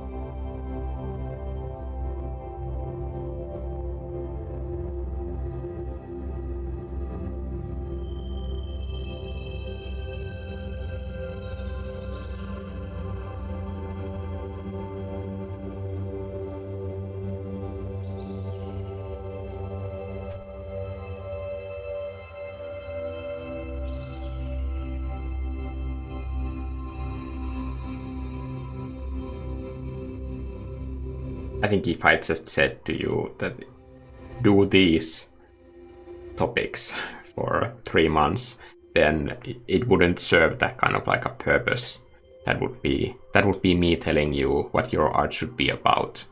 And I don't think that should be the role of anybody. That would be taking away from your ability to freely express yourself.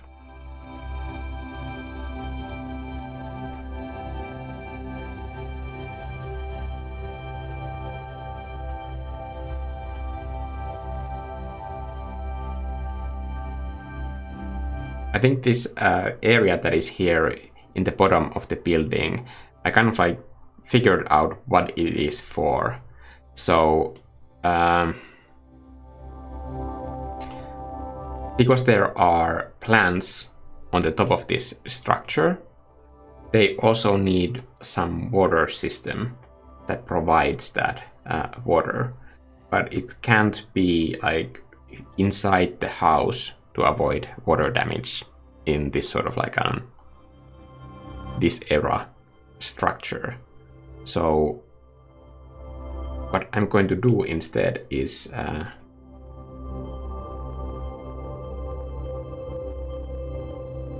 have the pipe be inside this cage, and I'm gonna give it a bit more visual room to read properly, so that I can get kind of a more interesting silhouette out of this idea. And it's going to be going inside this pillar right here. And that way I can also show some of the perspective of the pillar.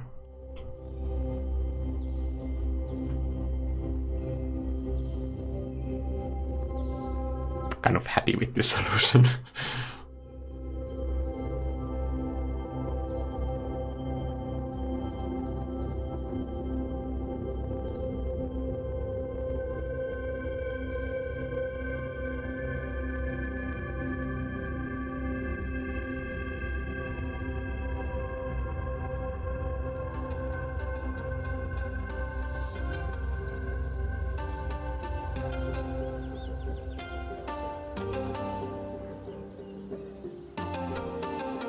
Have to be careful with horizontal lines because they can so easily be locked to the wrong direction, even with this drawing assist on.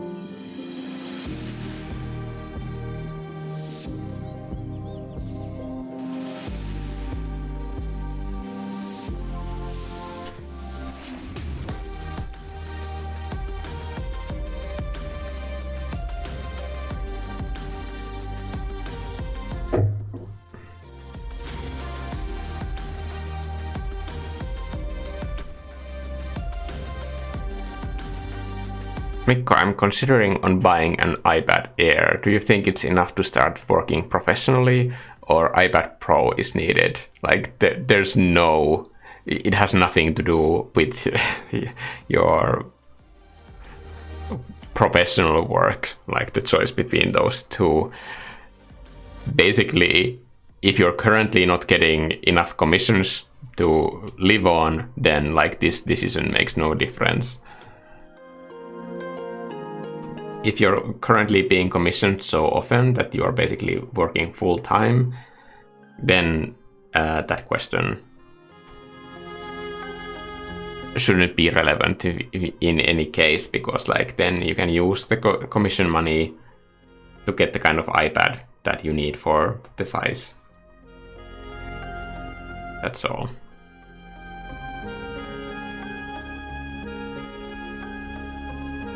But iPad is not going to paint for you.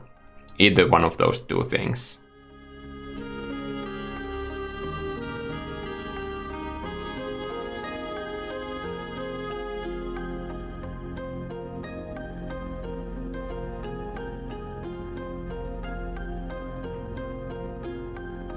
I think it's best to just get the kind of iPad that makes sense for your financial situation at the moment. I think the price differences are so huge that it's impossible to kind of understand your situation where you are currently.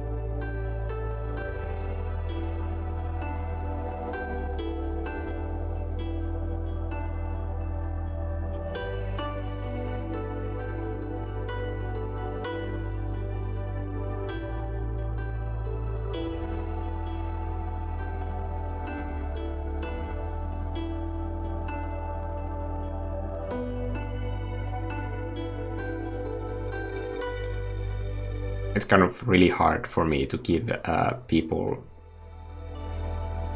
advice on going freelance, because it really does have a lot to do with like what is your demand at the moment, like if you have clients or don't have them.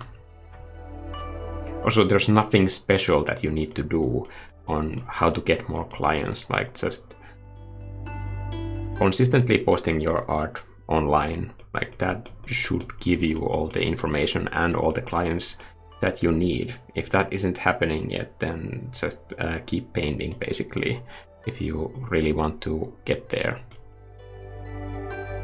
But there's no magic trick in between, like cold calling them or sending them your portfolio is not going to make those client relationship happen any faster.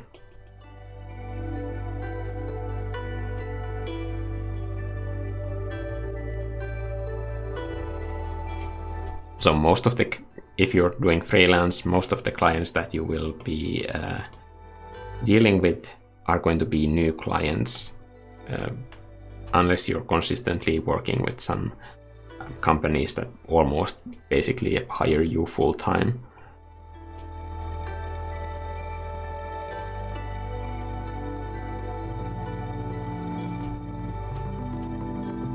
At least for me, most of my clients are new clients.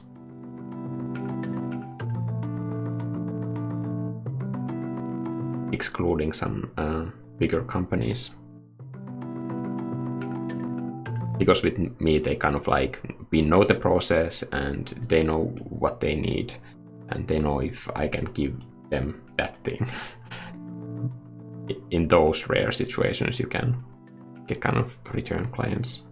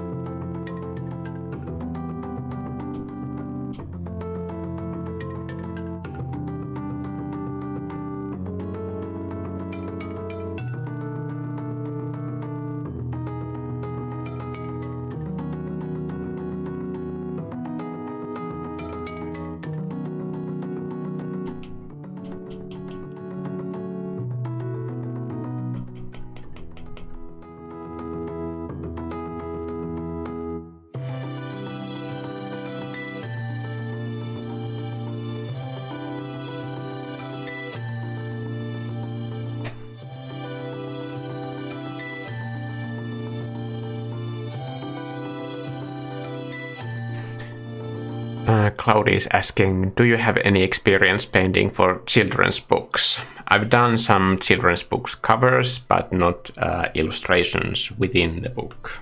That I have never done. I would love to do it someday, but probably I would love to be writing that book too. I get quite often these sort of like business collaboration ideas that people tell me that like I should be writing the story and you can do the illustrations, but like I like writing and I don't think that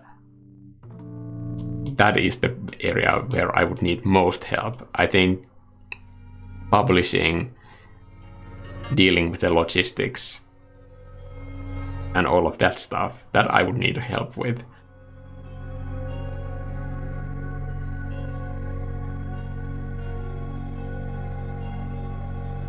But you would be surprised just like how many of my friends have brought this idea to me that like they should be writing a children's book and I should be doing the illustrations. And no offense to writers, like I appreciate the art of writing and so on, but out of these friends of mine that I dearly love, but let's be honest, have I ever seen them talking about the stuff that they are writing in a creative sense ever? No, that's not a thing. It's so common that people expect that like just because you're writing a story for a children's book, it doesn't make it easier. I think it's even harder to relate to that audience.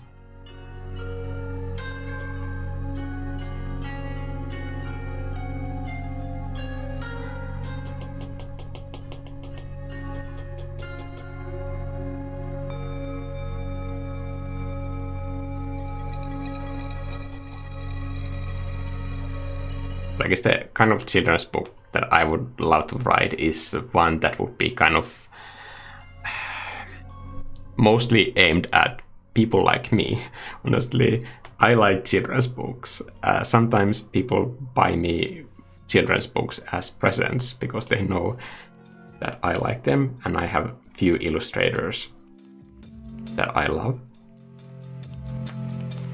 They have that kind of like adventure world look to them that I like myself.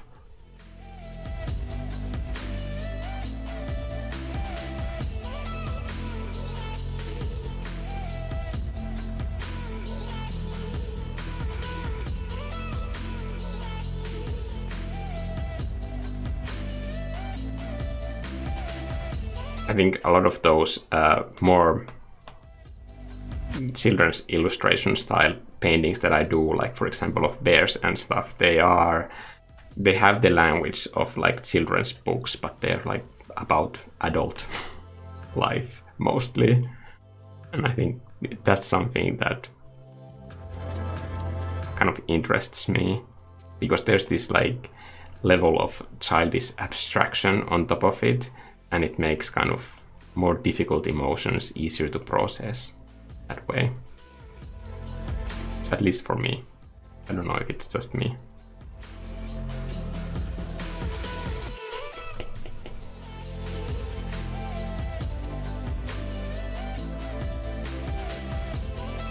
Oh, like this end of the house is like all over the place, so I'm just gonna give up on it for now, because otherwise this whole rest of live stream is going to be about that one thing.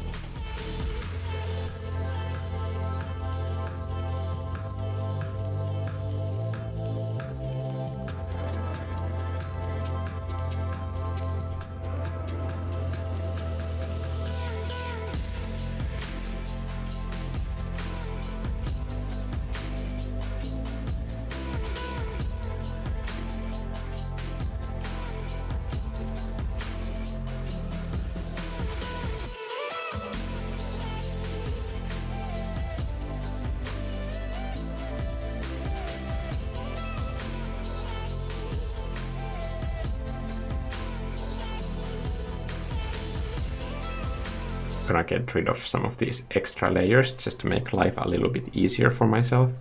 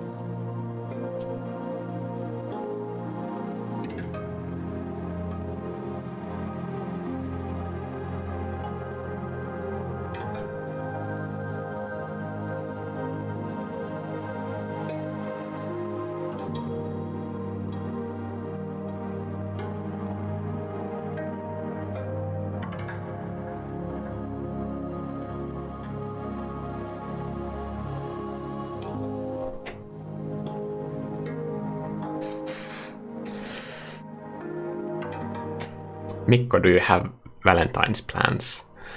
Well, my godson has his birthday today, so I'm still going to go and buy him a birthday present.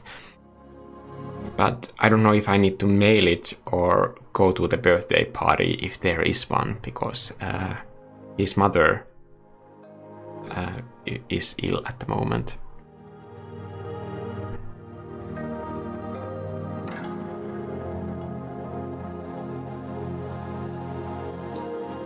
Fi is saying, ouch, I'm one of those who like to jump around subjects of drawing. I'm okay with painting portraits, but I feel like it's not what I want to draw.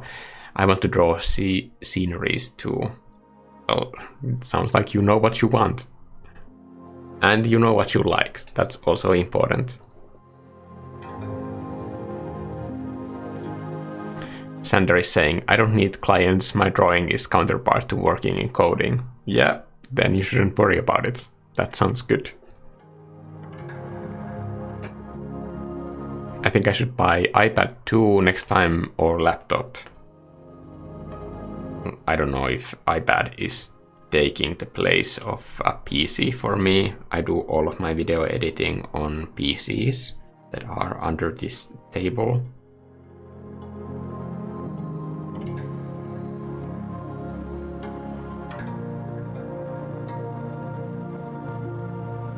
So I guess like those are two different needs. I think iPad was slowly going towards the direction of like being a replacement for a PC, but right now, since they are not bringing in like Apple OS, I think it's pretty clear that that is not their priority, or maybe something that they are not even like, they don't want to do, because they don't want to eat into their own consumer base.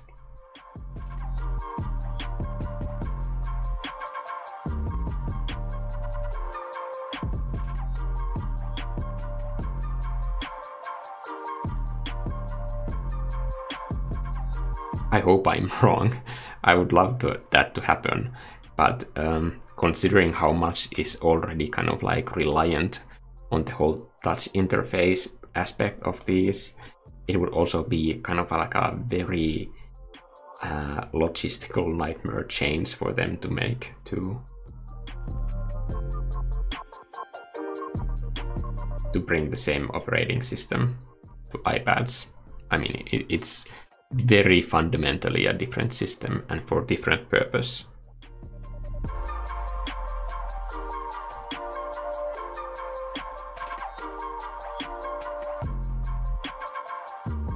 And it doesn't seem like an Apple thing to do, to give disclaimers that like this application or feature doesn't work in this mode or so on.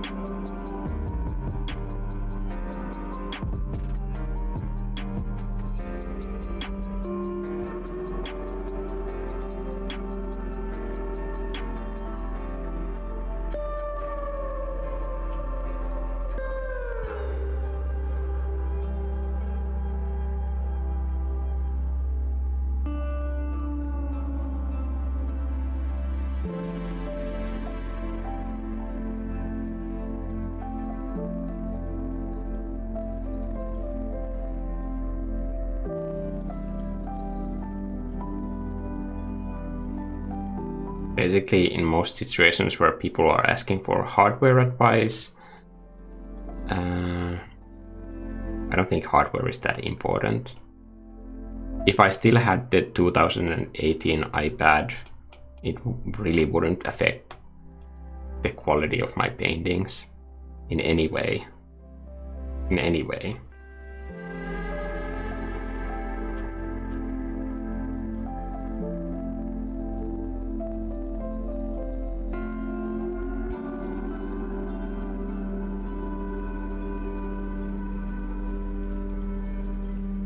It depends on what your paintings are for, then like print resolution might be an issue at some point.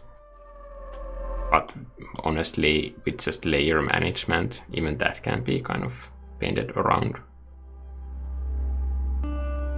Layer management is difficult, but soon even that won't be an issue.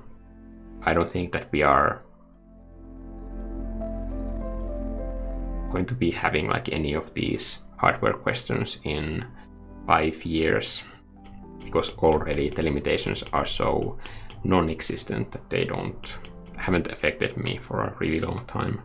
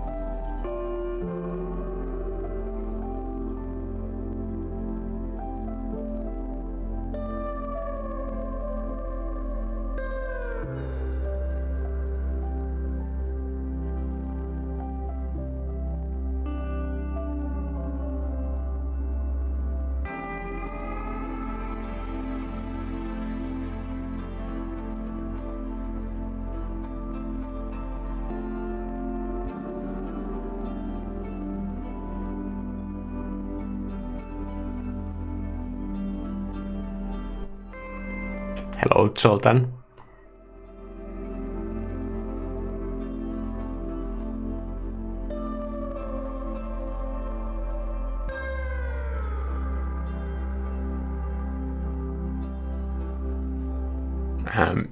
Pal is saying, Pal, my opinion is not to focus so much on buying stuff.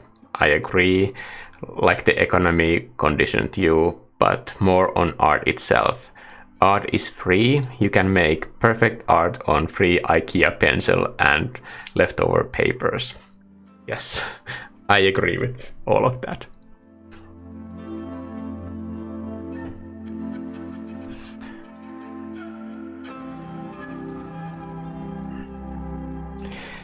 Savior Serial is saying, opinions on acrylic painting. I'm working on a piece right now. Yep. I appreciate the skill, but I'm personally not a fan of acrylic. Basically, if I did traditional art, I would be having to make a decision between acrylic and oils. I would choose oils, to be honest. Just because I hate the pressure of acrylic drying so damn fast. I understand that some people like it, that it dries so fast that you can kind of work on the surface again and again, but I don't know, I'm just like more used to the flexibility of oils in that regard.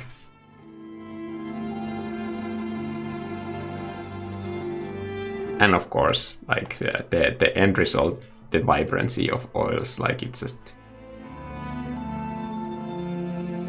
nothing matches it.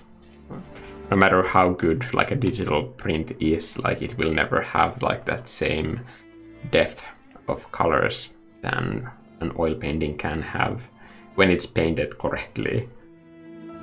I mean, when the paint isn't kind of like being killed by the way that it has been painted, basically smeared into the canvas, but done with enough volume.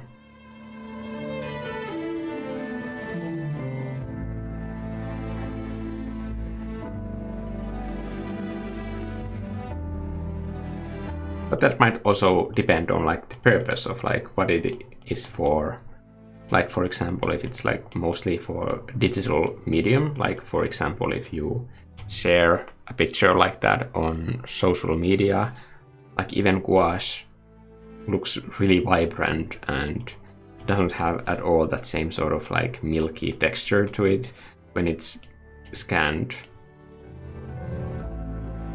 I think for that reason I really like gouache, even though the paintings kind of look really dull in real life after a while. But when you scan that image, you get like all the benefits of traditional medium with the vibrancy of the color. So you don't need my advice on that. Just you already know what it is, the effect that you're going for.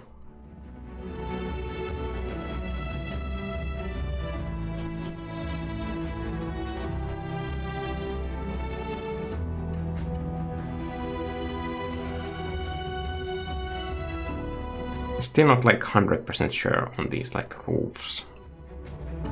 There's some color that I still need to kind of find to make them work.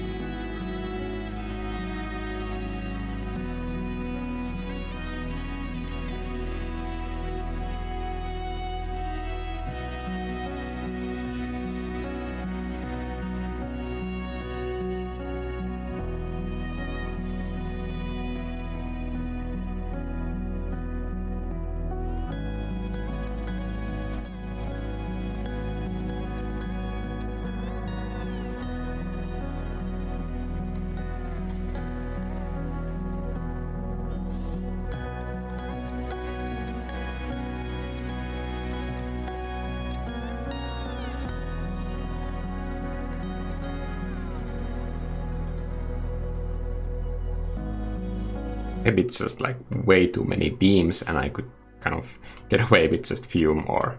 This is the kind of stuff that is a really good example of just deleting stuff for design, like even if it's less, just looking at the readability and being okay with like getting rid of all the work that you have just made. Like that's the difference between just painting and design, I think.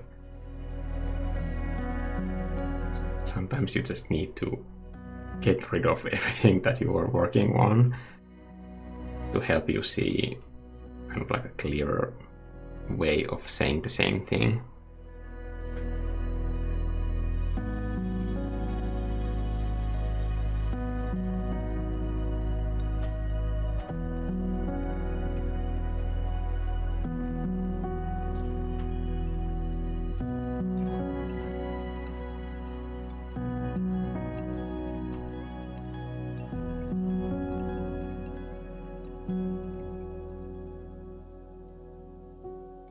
Yep, I like this way more.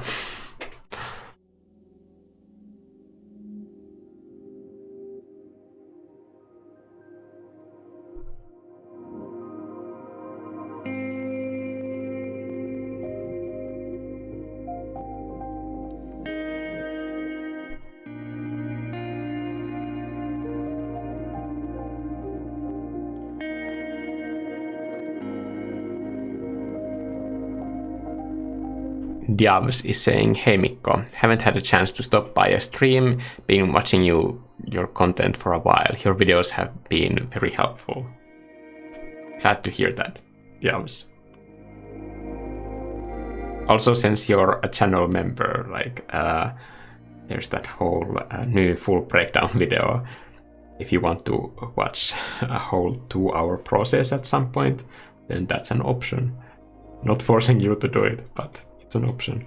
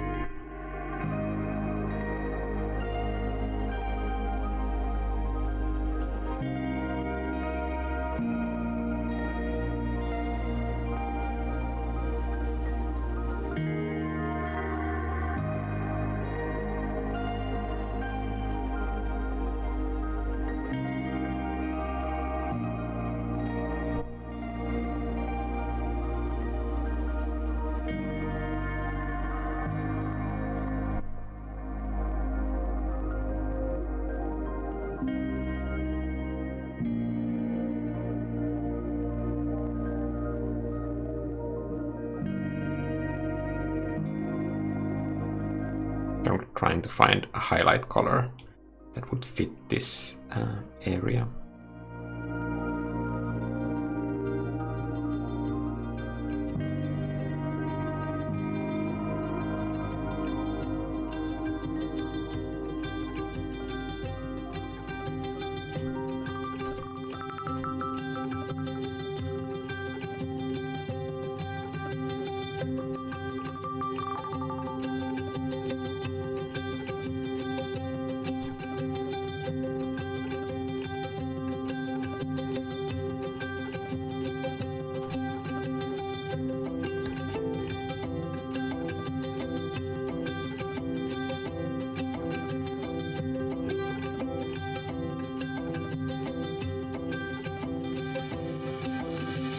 just have a hunch that this cloud shape might be enhancing the wrong areas. So I'm gonna try and flip it horizontally to see if that is true. It kind of is.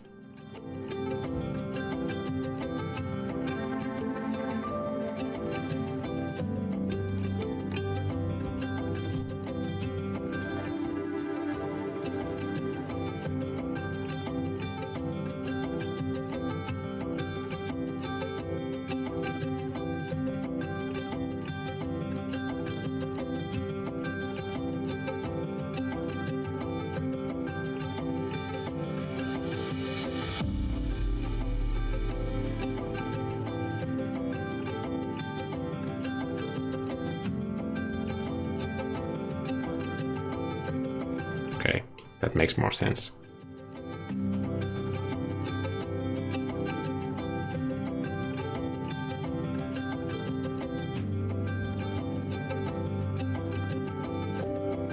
By the way, this brush isn't yet in the membership folder as I'm doing this live stream, but I will be adding it right after this live stream.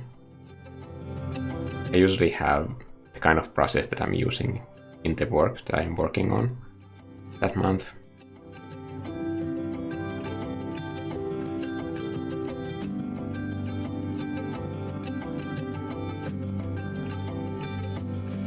So if you're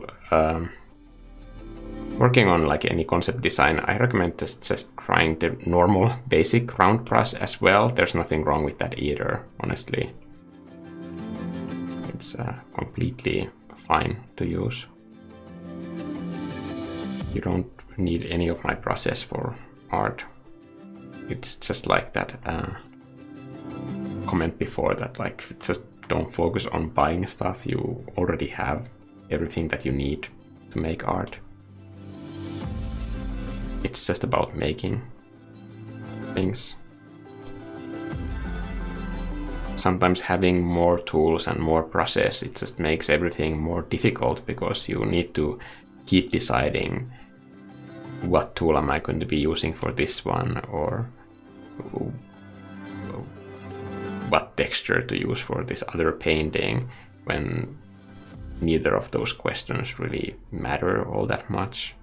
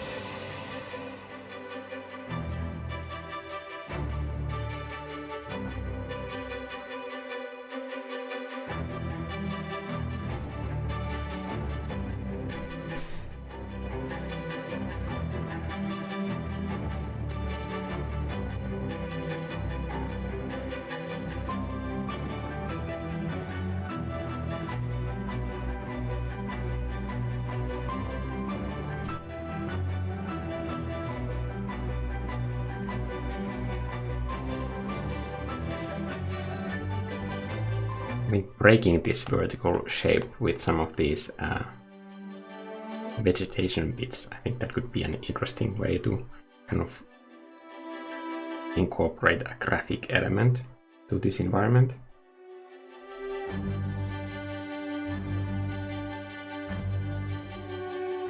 And just have that element of like barnacling to one main detail.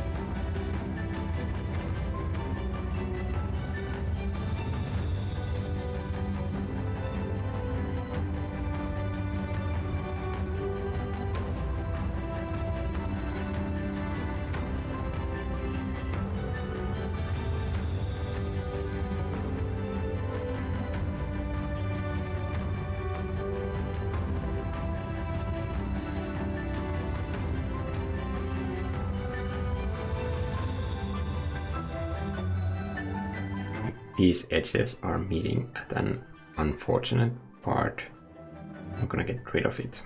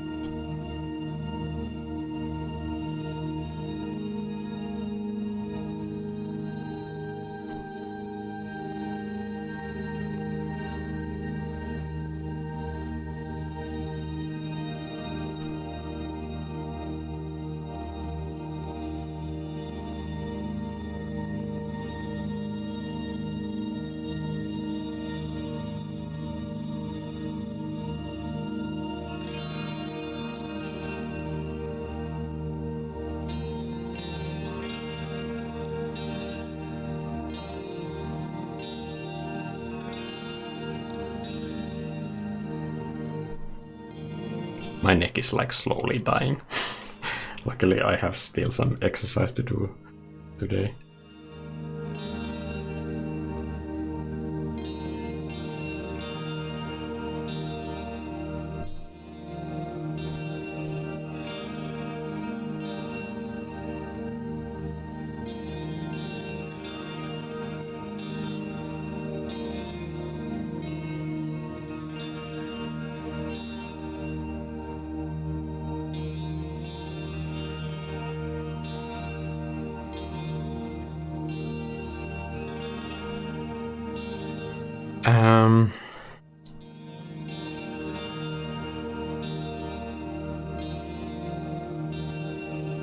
Esme is saying, I love it. I would guess a botanist lives there. Well, I hope so. Maybe they will be able to utilize this space for what it's for.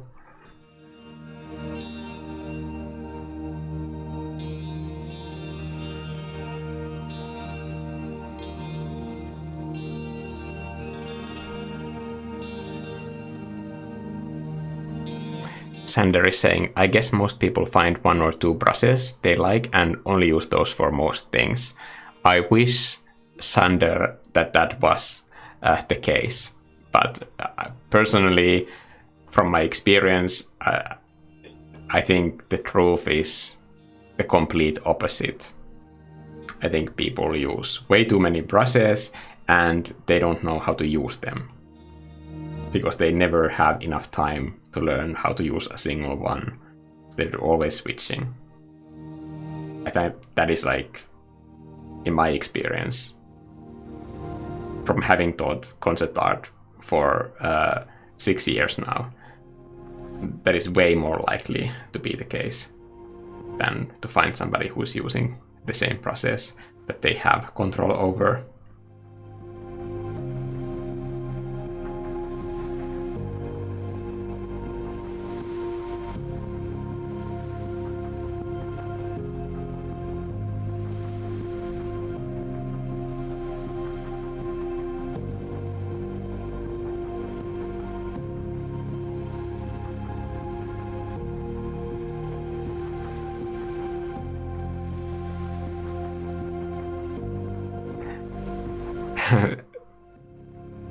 V is V-Vendetta is saying, I need to work on my confident line art. I'm so used to drawing rough sketches, but I really want to illustrate finished work.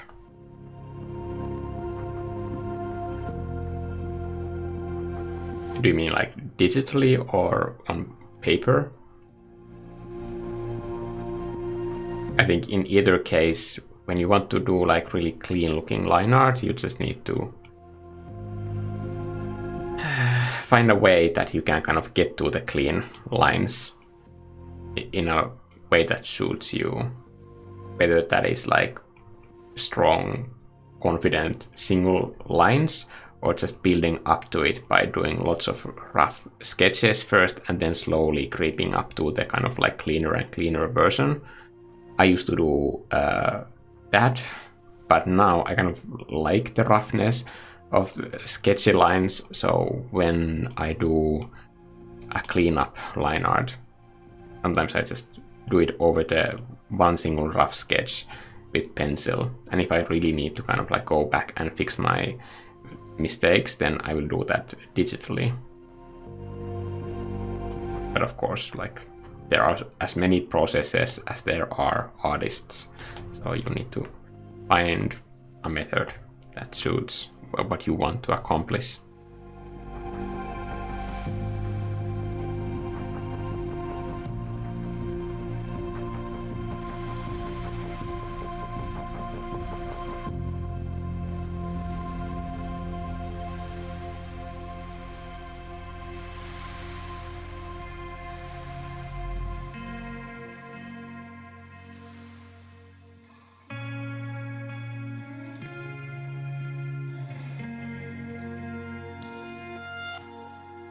I'm now doing the exact thing that I realized that I earlier said, that this is like just detail work that is not design.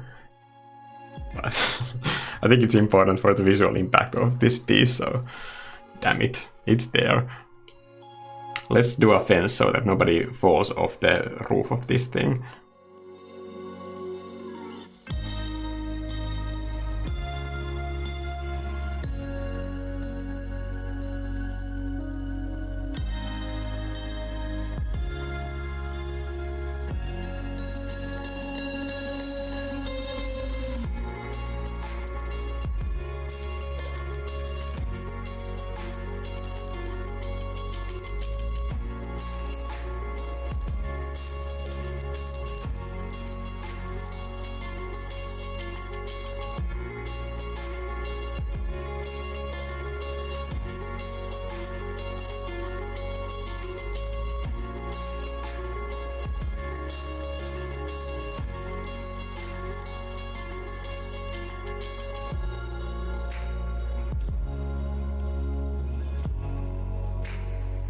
I love doing small little fences.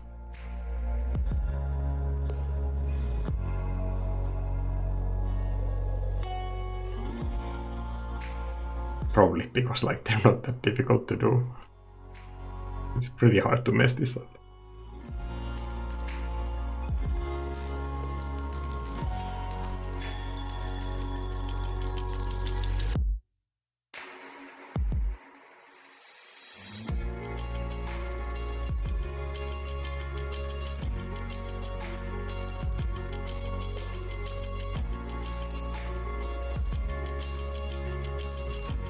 I like the version where it kind of like picked up some of that color underneath. So instead of duplicating the layer, I'm going to do copy canvas. And then use this as a selection.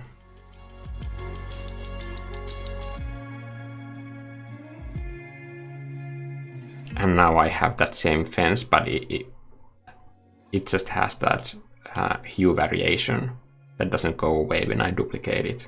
Otherwise it kind of like washed into a very bland color. Now it has a bit more variety there.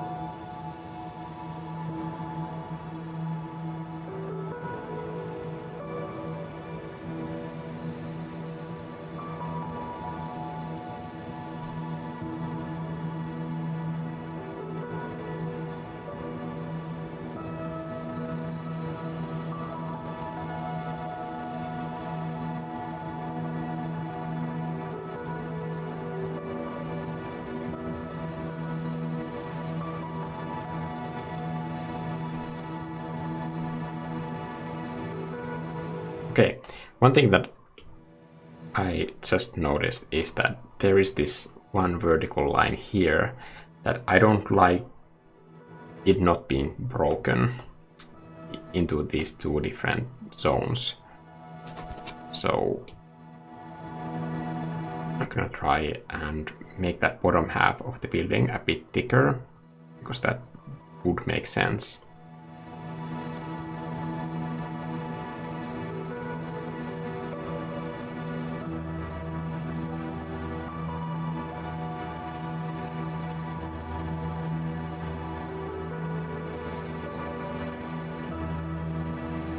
And to keep the silhouette, I'm also gonna pull out this thing.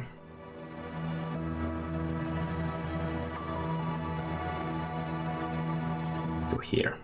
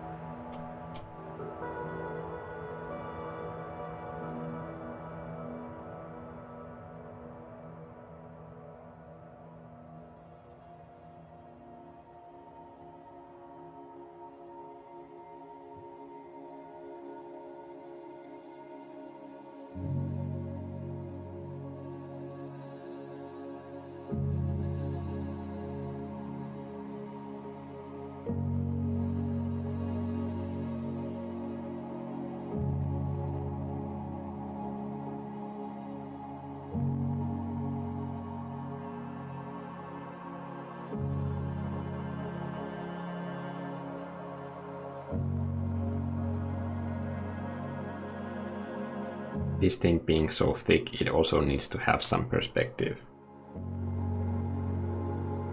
For now, I'm just gonna sketch in a quick shadow to see what kind of effect that would have over the way that the silhouette reads.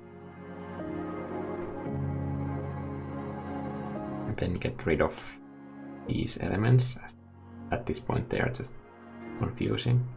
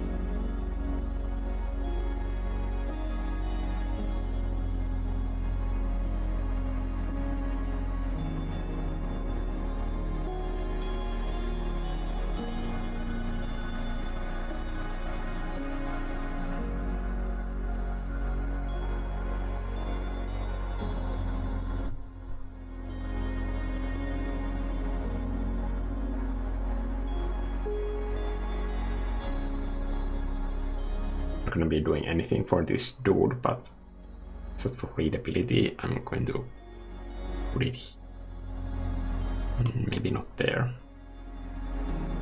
Maybe somewhere here would make sense, but now the silhouette is being cut by that element, so maybe that requires the cliff face to be changed slightly.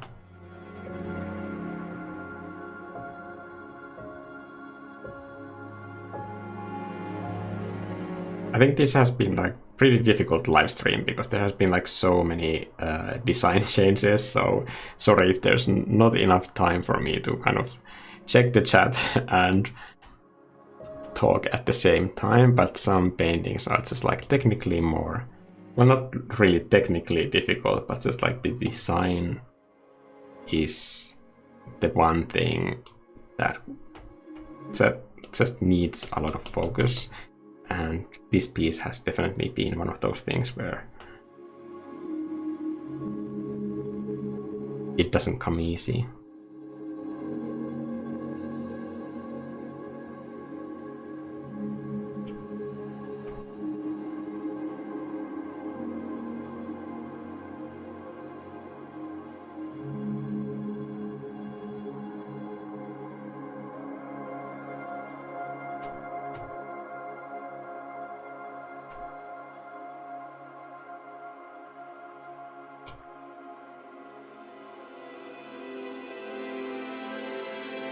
There are so many layers that it's kind of getting confusing.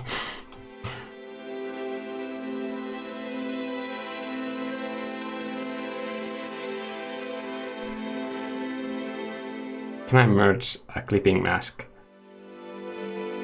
without destroying the layer mask? Apparently not. But that's something that I want to be aware of.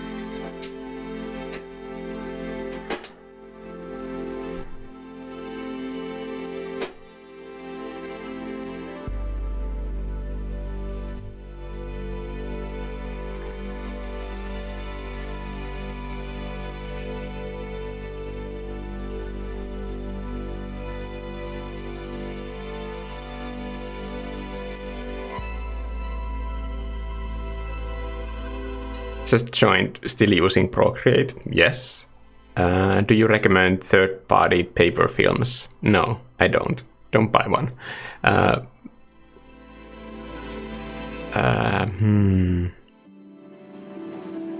More questions about apps.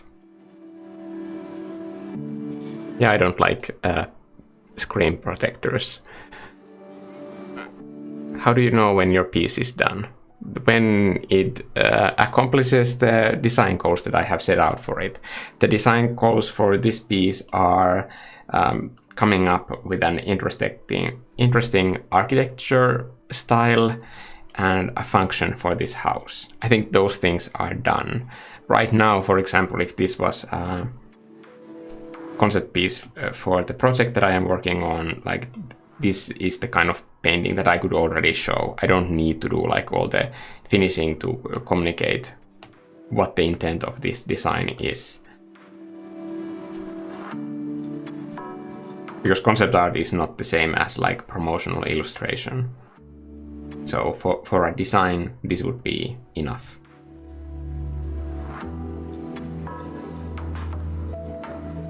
But when you're, for example, when you see stuff that is labeled as concept art online, it's very rarely actually concept art. It's mostly like key art or promotional art.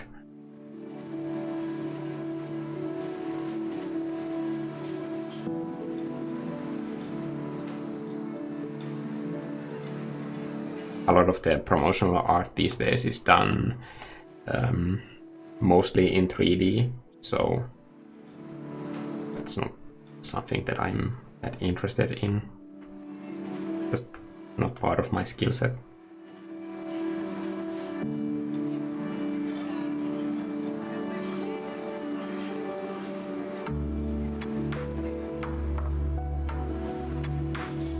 But when I get the feel for like what I'm going for, like when I understand and when I can show, like if it's a concept piece, when I can show the idea with the image, then I know it's done.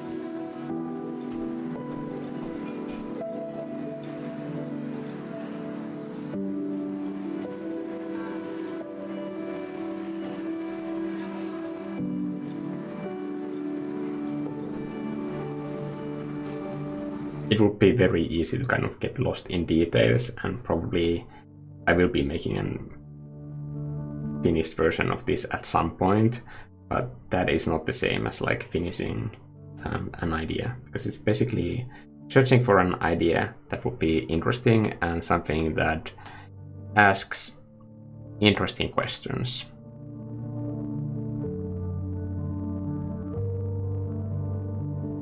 From the viewer, without over-explaining through details.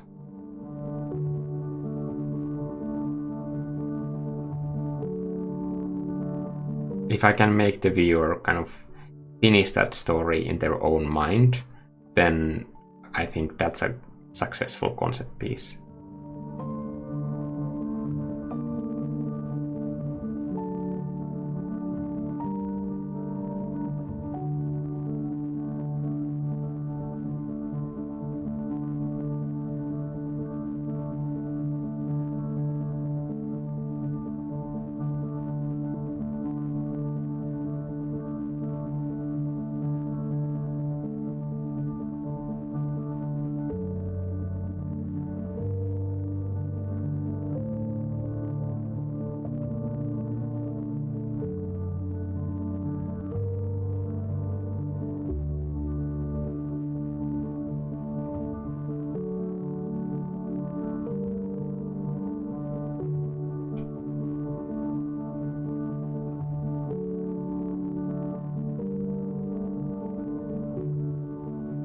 But my definitions for what is finished or what is not finished, like they don't have to be your definitions.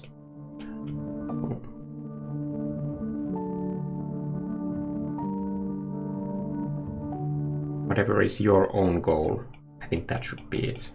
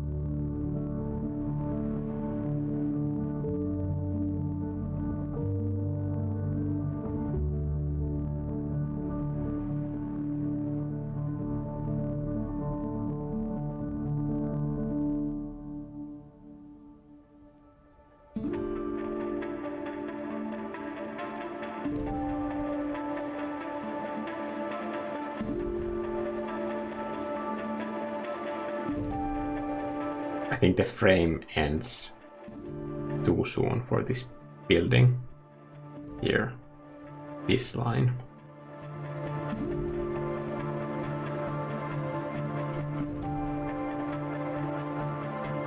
It's not the same as the end of the building.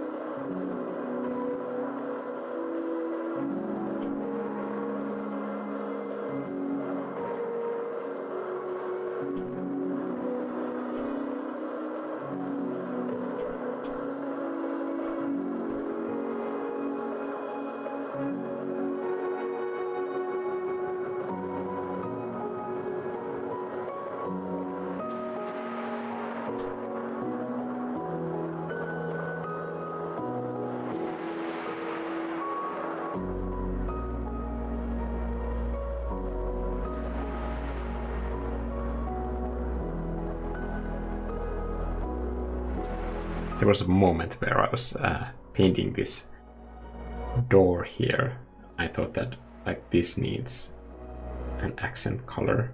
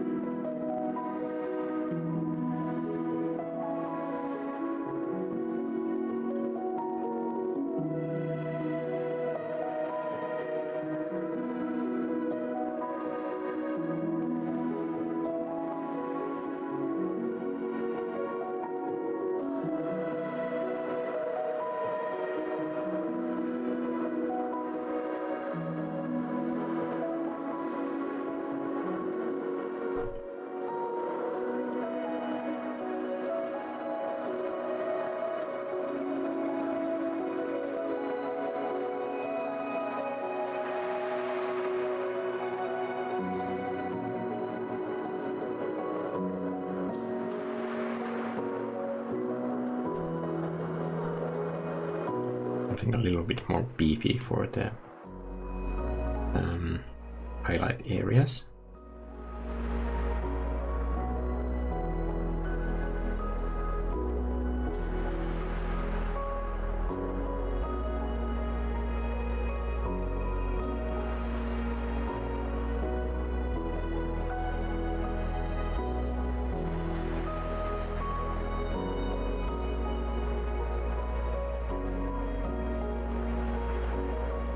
This is the color that I was looking for.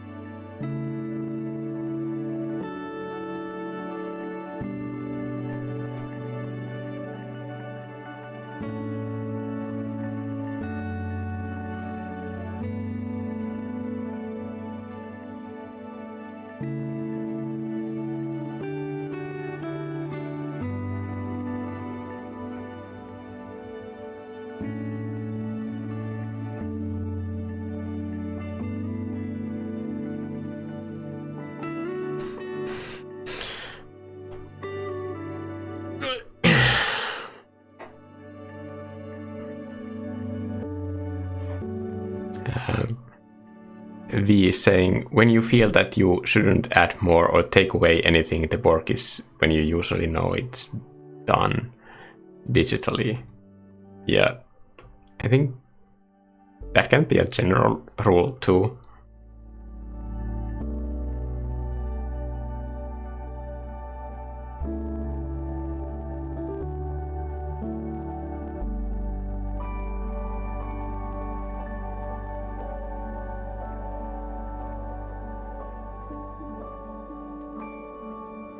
Jenny is saying, I think what's so valuable about his art, it's sort of, well, it really does provokes you to use your imagination to add more to the piece, give your own spin to it.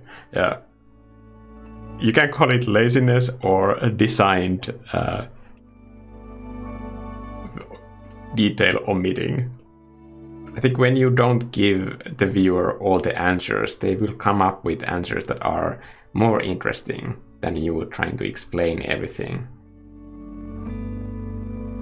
At some point, at least like this is how I personally feel, you just have to let go of your painting and let it become someone else's experience. When you're done with it, you had this whole adventure. in that other world and you realized how it works and what is in there, don't take that exploration and that experience away from the people that can have those same, not same, but like different answers to the questions that you are giving them.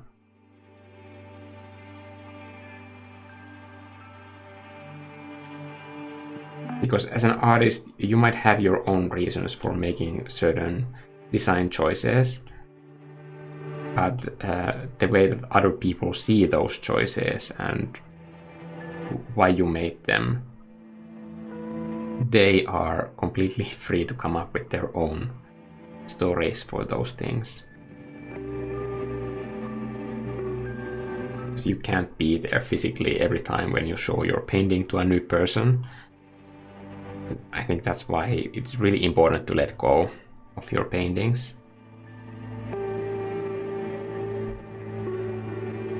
I mean, as something that is just for you to experience, because then you take away that possibility from other people. I think in creativity, we are all kind of pushing the boundaries of what we know and what could be. And once we see a piece of creative work, our limits kind of like slightly get pushed a little bit further. And then the whole field of possibilities is different, and someone else might find something else in that field of possibilities. But your work in that process was just to kind of like nudge that field to be a little bit bigger for that person, so that they can kind of fulfill their own purpose in creativity.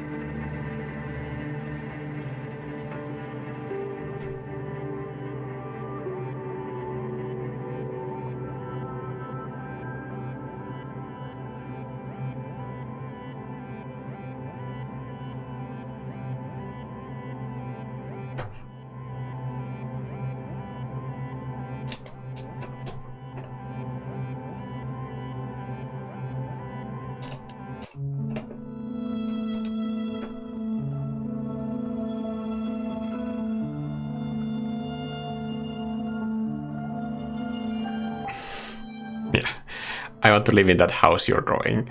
Isolated, but with beautiful, inspiring view. Yeah, well, that's already a good example. For you, it's a beautiful, inspiring view. For someone else, it might be like a bleak and desolate view with the dangers below lurking every time you look out of the window. It depends on in what kind of situation in life you are. And both ways of looking at art are like equally valid.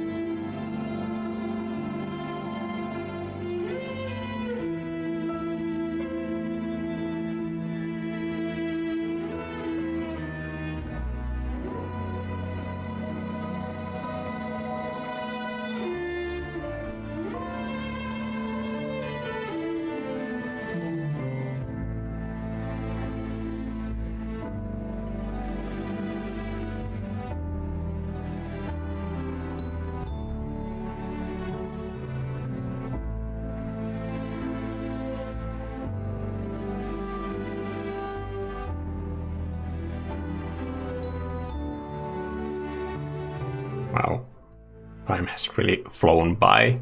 It's already a 3-hour live stream. Sorry for anybody who has watched this whole thing. I don't know. Should I be apologizing for that? Anyway, I realized that it's a long live stream, but this painting required a lot of time. That's all I can say about it.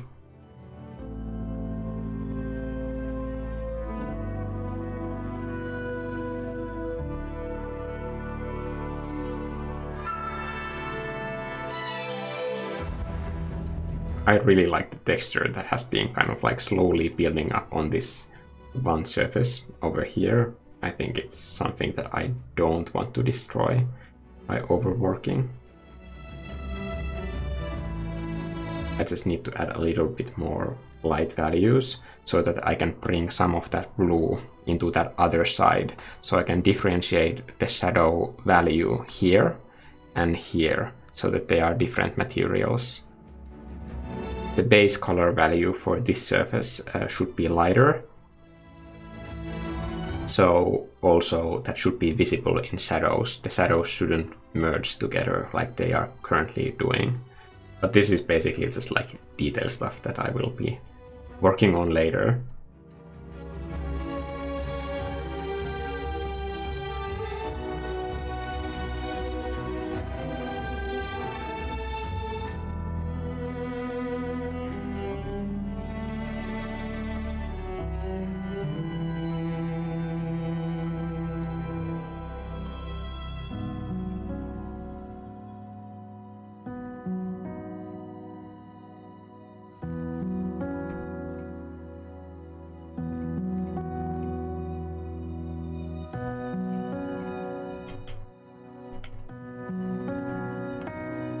I think the idea is there. You can kind of see the basic idea. I don't know if I want to add more complicated clouds to this. It might take away from readability. I think it's more important to work that those edges in those silhouettes are sharp enough and that they read well enough.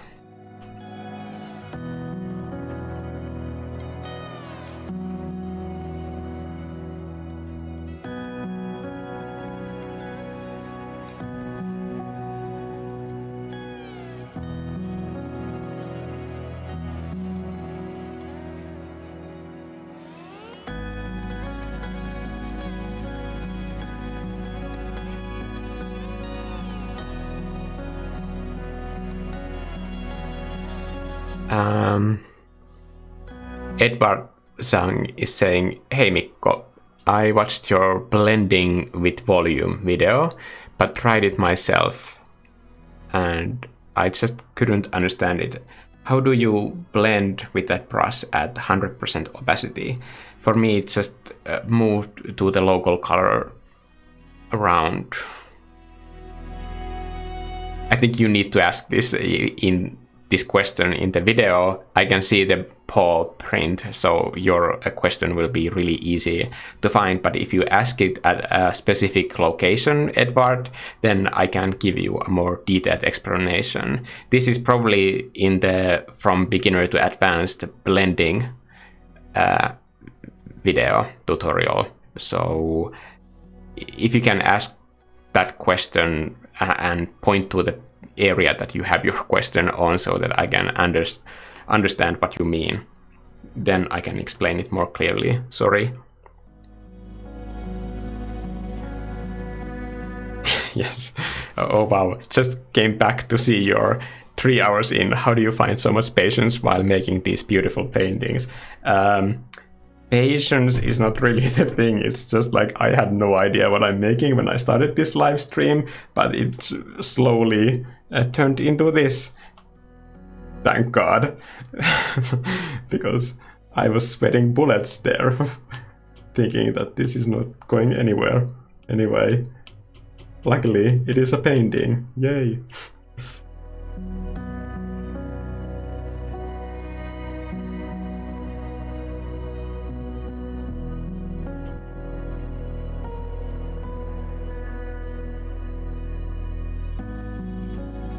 I think it's kind of fun to sometimes do these live streams where I don't have everything planned out already.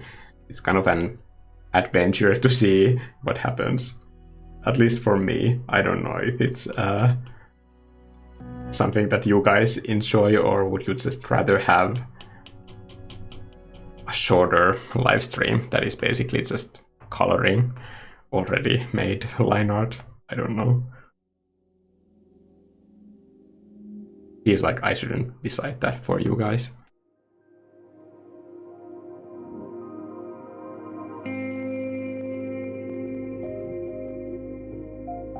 I think this building definitely needs another window.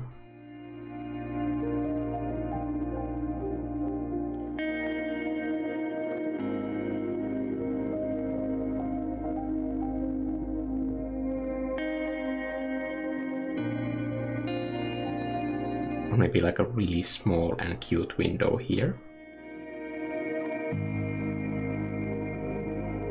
And then later I might have time to do like a whole terrace section for this area. I think that would be nice.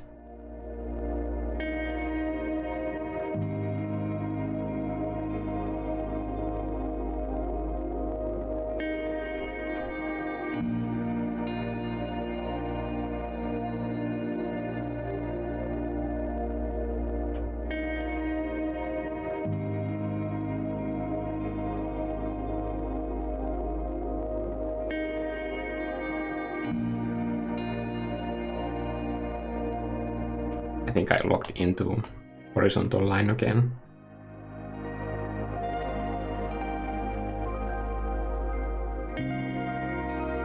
Sometimes I honestly think about that when I'm deciding the perspective, that if this perspective line is going to be easy to find in areas that I will be working on.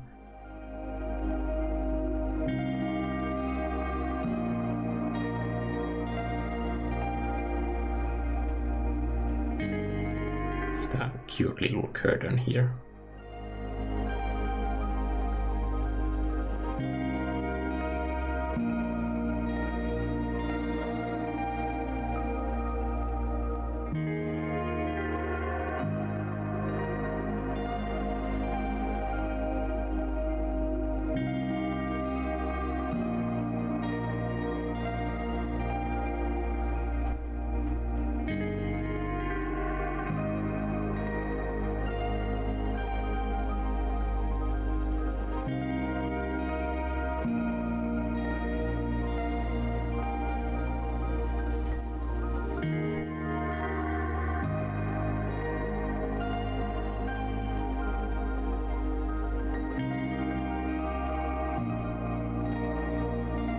The sunlight is probably really harsh here.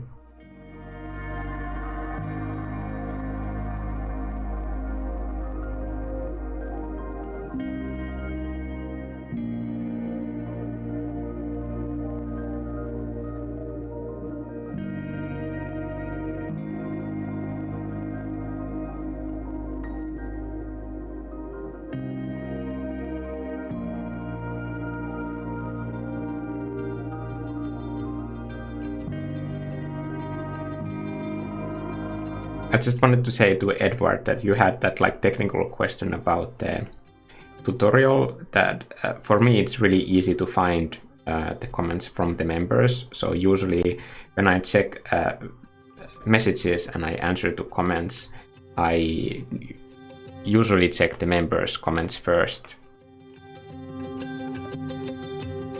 So don't worry, it won't get lost there.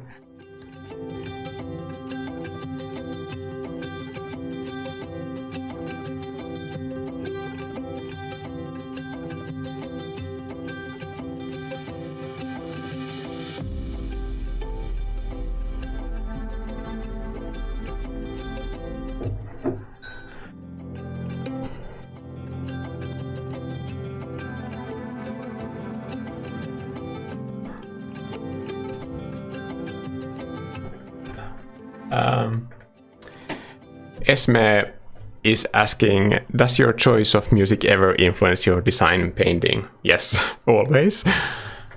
It's really hard for me to see the comment because it's behind the camera, but I can move this. How do you encourage yourself to keep drawing? I've been not touching my iPad for days, no inspiration or desire to draw. Like, why are you waiting for inspiration? That is so, sorry, I know that you are looking for encouraging words with this comment, but like, why are you waiting for inspiration or motivation? When have those two things ever been there for you when you needed them? Like, stop planning on those things to appear when you need them and just have a schedule and start painting. I didn't start painting this house because I had an illustration idea or an concept for a house that I wanted to do. I started working, and like, obviously for people who have been through this whole process now, they can see that the story and inspiration comes through momentum. That's it. I'm sorry, but like, I physically want to come over there and shake you and make you start working right away and wait for this like divine intervention to come and push you to act, basically. It's a really bad idea to wait for inspiration. That is not a plan. At that point, you're basically just like hoping to get lucky. Of course, it's like wonderful when inspiration comes and like gives you all the answers, but it's so rare that you cannot work like that at all. Like, imagine if I wrote an email like that to the client when we're gonna have another concept meeting about the game project on Friday. Imagine that if I showed up to that meeting and said like, yeah, well, I just wasn't, the ideas didn't come, or I wasn't feeling inspired. You go and search for those ideas. You start painting even if you don't have an idea, and then you create all these like fancy colors, and at some point your creativity is like, ooh, what is going on here? I see that those shapes look like a boat. Like, then you can kind of like trap your creativity by luring it in, by giving all these like fancy shapes and color combinations, and then suddenly it kind of like appears that like, okay, I see that you're working, I might as well join here with a few quick notes about like what you're doing currently.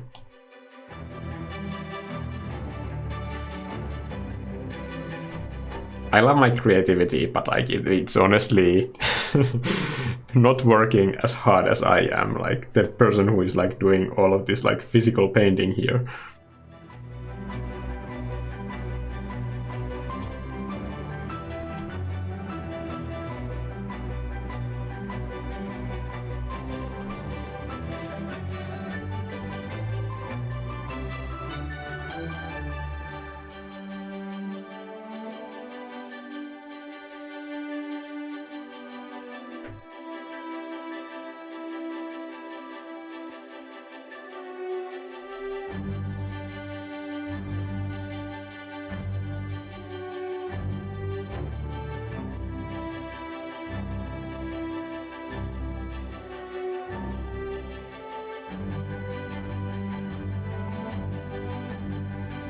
Okay, and for those who have seen the invisible lines tutorial, I'm gonna check for invisible lines, and I can straight away see that there's one over there. None.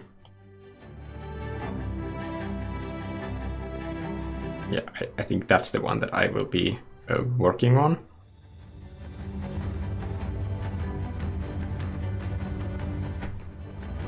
And maybe sort out this conflict. I'm gonna put this into additive mode so you can see it.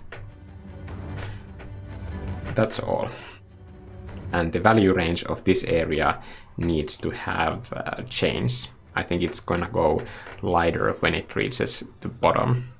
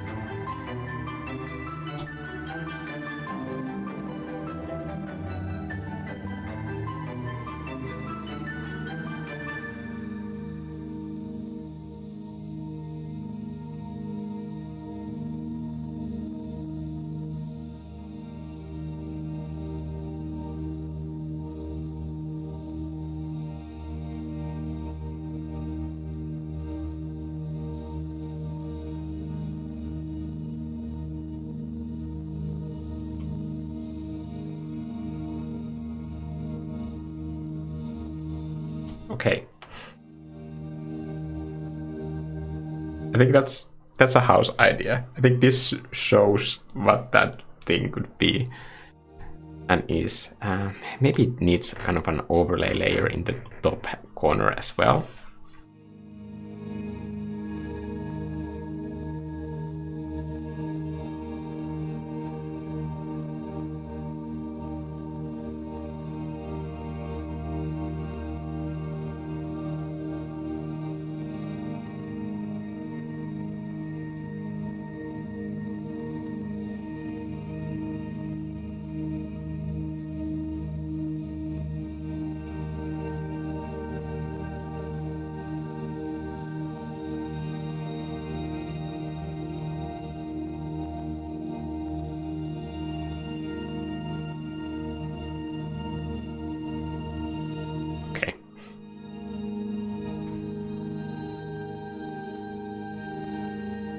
And that's a house. I think I need to quit before I go into like 4 hours or something crazy.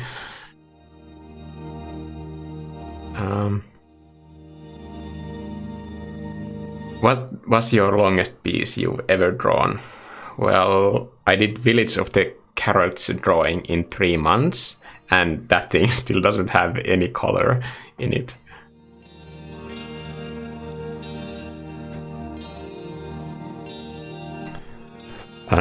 Don't worry, you did shake me and at least fired me up. I see my thinking is quite wrong. Okay, sorry. I don't know who is like okay with that sort of treatment, but I'm glad that I didn't break you. I'm gonna read the few comments and then we can be done. Is that a person on the bottom? Yes. Would you improve the person on the bottom left? No, that is just a scale guide. I don't know if I'm gonna have that same character in the final illustration at all. So there's no reason to do that. I see you guys in the next video. Thank you for tuning into this like insanely long live stream, and I see you guys in the next video. Bye.